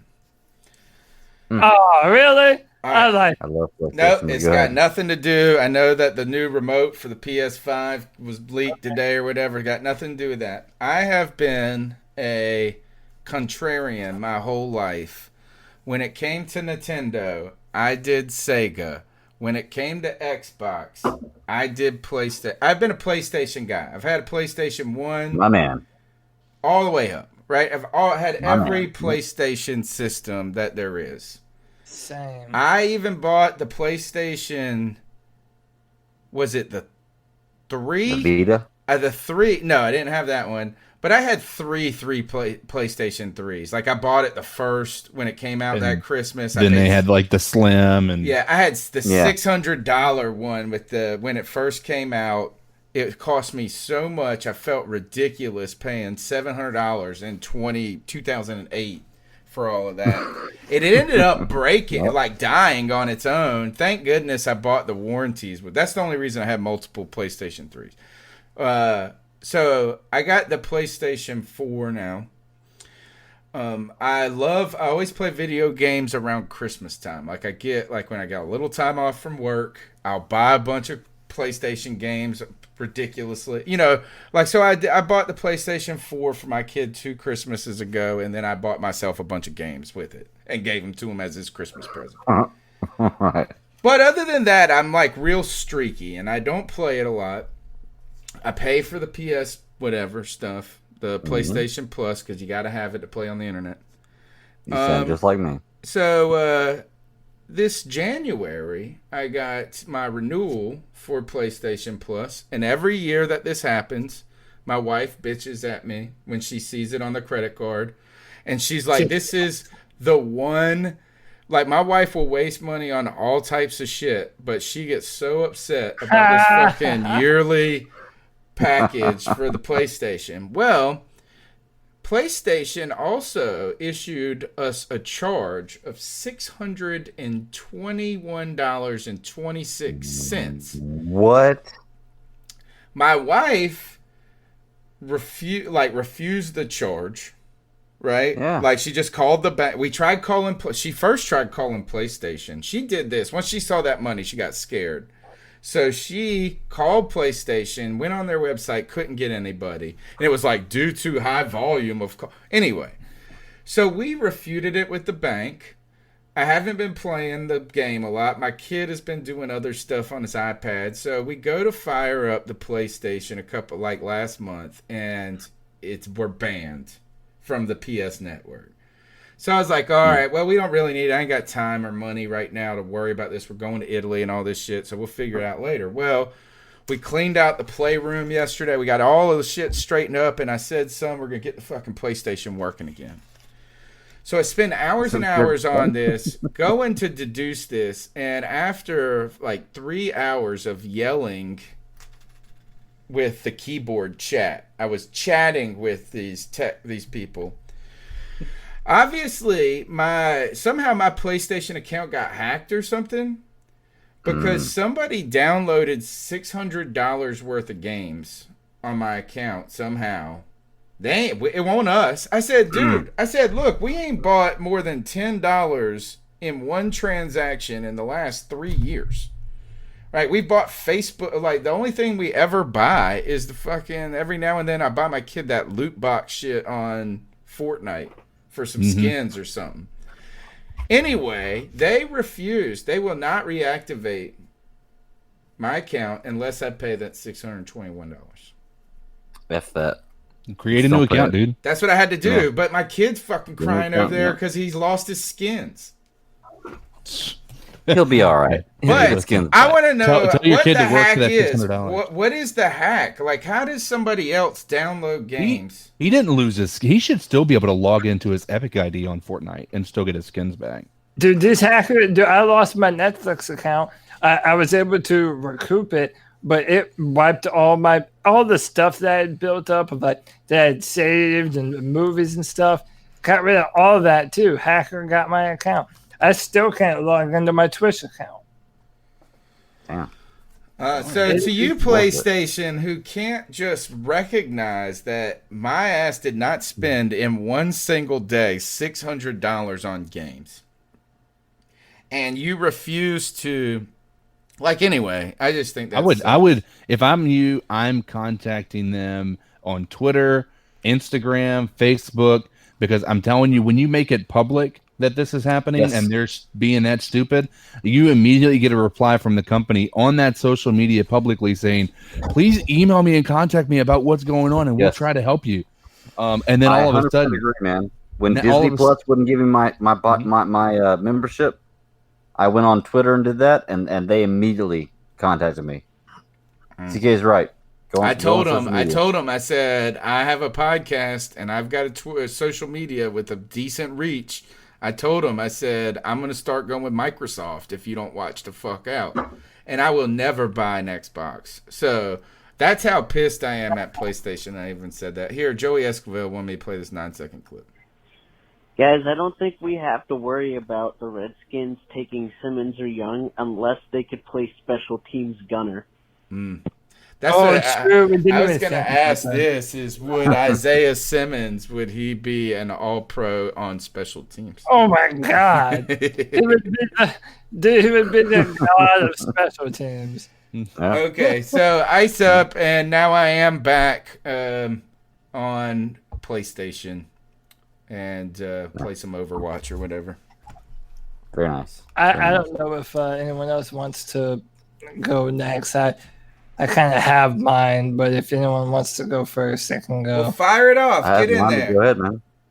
Yeah, go ahead. So it was announced either this morning or last night that for the first time ever, if there is a training camp, mind you, HBO Hard Knocks is going to feature two teams, the Los Angeles Chargers and the Los Angeles Rams. sounds like somebody's trying to fill stadiums.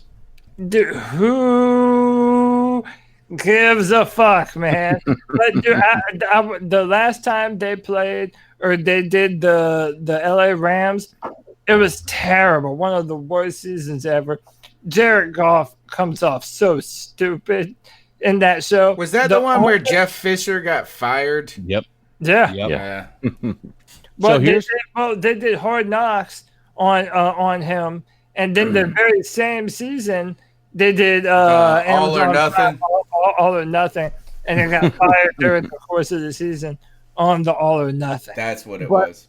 Those two teams, as they are right now, are the most boring teams that you can imagine. It's like, who cares? Until the Chargers pick up Cam Newton. Yeah, the only thing that could redeem that is if the Chargers pick up Cam Newton, then it's kind of must-see television. But even still, dude, quit forcing the Rams down our throat. And yeah, what CK said, man, dude, this is just about the Rams moving into a brand new stadium in a market that doesn't give a fuck about football.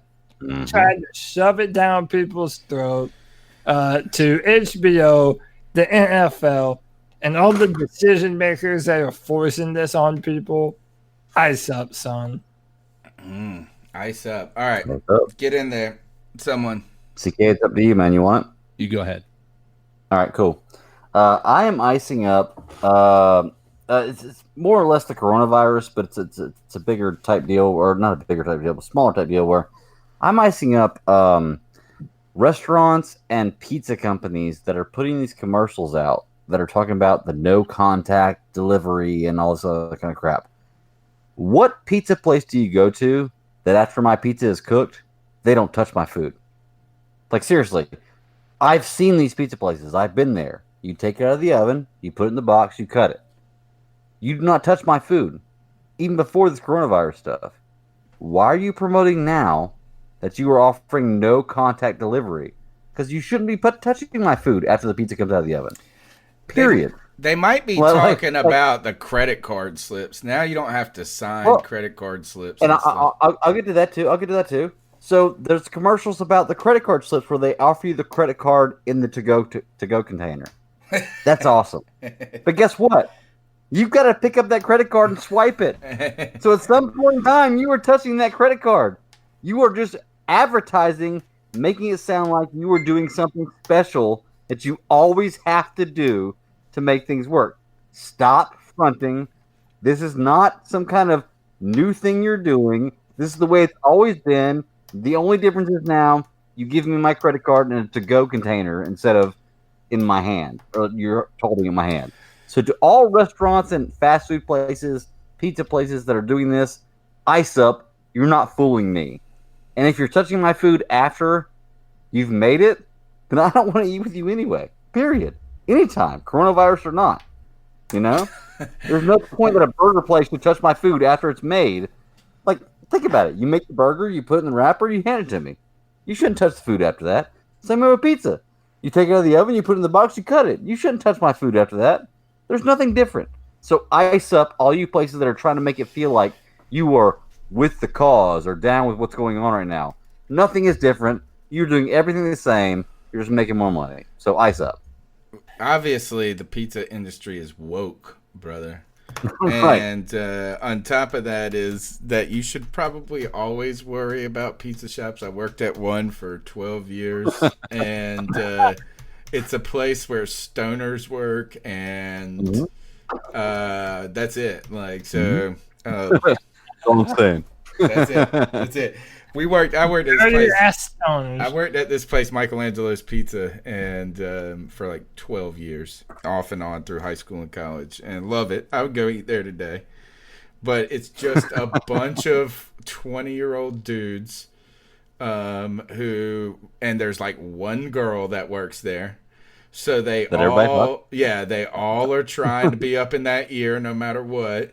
All day long, and usually somebody's throwing up out back some point in the morning when you open up from partying too hard. All right, CK, what you got? Mine is maybe not gonna fall on deaf ears for some of the guys here, but anybody who I'm gonna ice up the person who coined the term "terrible twos," because terrible twos is nowhere close is nowhere even in the realm of terrorist threes. Yeah, threes are the worst.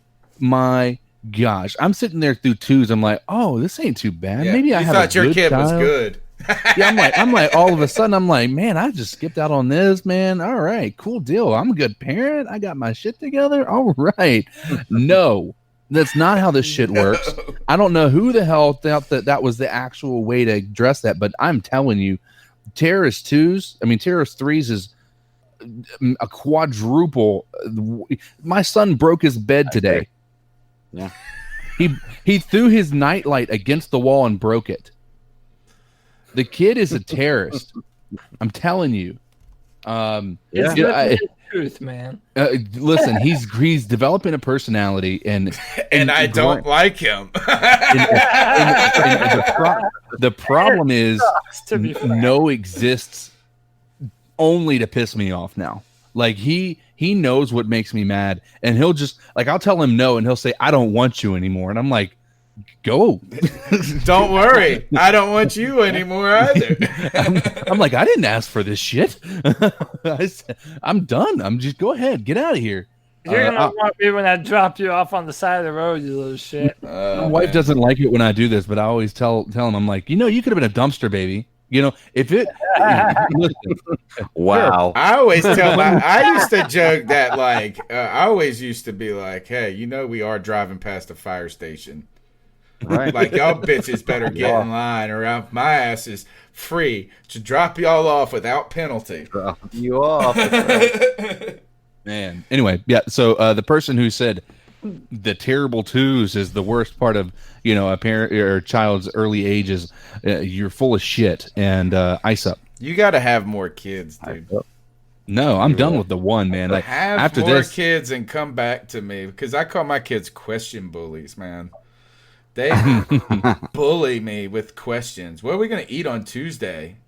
You're really selling me on this new having another baby. Yeah, you should, dude.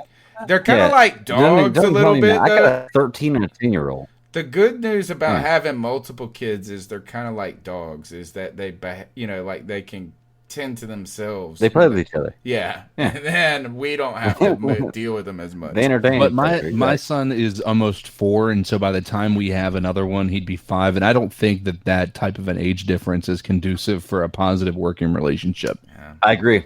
You and your I agree. The fact that my 13-year-old will never be in school again with my 10-year-old. There are 7 billion people on Earth. So I'm doing my part to not add to this terrible fucking problem that I hear you three miserable. There's only 7 billion people on the earth through April. Like after that, there's only going to be like 5. Whatever, my ass have Hey, whatever, my ass doesn't have a 3-year-old. Oh, so did you have coronavirus? By the way, did you ever get your test results back, Cody? No, dude, I never got a phone call. I never got anything from them letting me know my results. I'm debating if I should just call. I mean, I know that I don't have the shit, but just to see what they would even say. I don't even know what kind of runaround I would receive. I'm debating on whether or not I should call and I have try and find out. One last question about this corona disease. They say that people are... I have answers. Right, but they say that people are asymptomatic carriers. Right? That's what they say. How do we know this? How do they know that? Like, I'm assuming that they've tested people that were in a house that had been exposed to the coronavirus but didn't show any symptoms, and then they found that they were indeed infected but not providing symptoms. Apparently people like Tom Hanks and Idris Elba don't have signs and shit. I don't know. Well, the asymptomatic stuff is talking about like O positive, right? Because I know they're saying people with O positive blood may have had the virus the whole time and not realized it. They didn't get affected by it. Because I'm O positive. It's the only reason I look at that. I started watching. I guess I don't know. I started watching the V Wars though on Netflix. Mm-hmm. It's like a vampire show, and it's totally about how like this old like like with the receding glaciers, how all of a sudden that this like, because that's how like SARS came about or something. So coronavirus, bats, and global warming. I'm tired of it. All right. That's the C3 Panthers podcast. We're here on Tuesday nights. We go 3 hours no matter what. Take that. Every time. At cat_chronicles here. We'll be here next Tuesday. Number's 252-228-5098. Cody, where can they get after you? At Cody Lack on Twitter. Check out drafttech.com every Tuesday for a new mock drafts with Panthers comments. And that's it. You fuck with Ozark yet? Oh, man. Oh, yeah. I've been on Ozark. No, you already Ozark. Have you finished the new season? Yeah, that ending was fucking bad shit. I don't know how those people do it. I would have been taking a deal. I would have been taking a deal. All right, Greg, how can they get after you? You can find me at the Bet Daddy 52 on Twitter, or at SCS Podcast 1. That's my other show handle. Or you can check out my other podcast. We record Friday nights and drop on Monday. It's a Super Civil Service podcast. If you're a geek and you like comics, books, movies, television shows, check us out. We cover everything. CK is coming on in 3 weeks for the Lord of the Rings Twin Towers review, from what I understand. All right. First next month. So we're interested to have that. And check us out, man. Every place you can find a podcast, we're there. I like how well you guys are scheduled out for like 2 years, and then we start thinking about this podcast like 2 minutes before it starts. So don't get twisted. I act like I'm scheduled out for 2 years, but I have somewhat plans for a month in advance, and then everything else is like day of. Okay. So all right, CK, how can they get after you? I saw you on Twitch, man.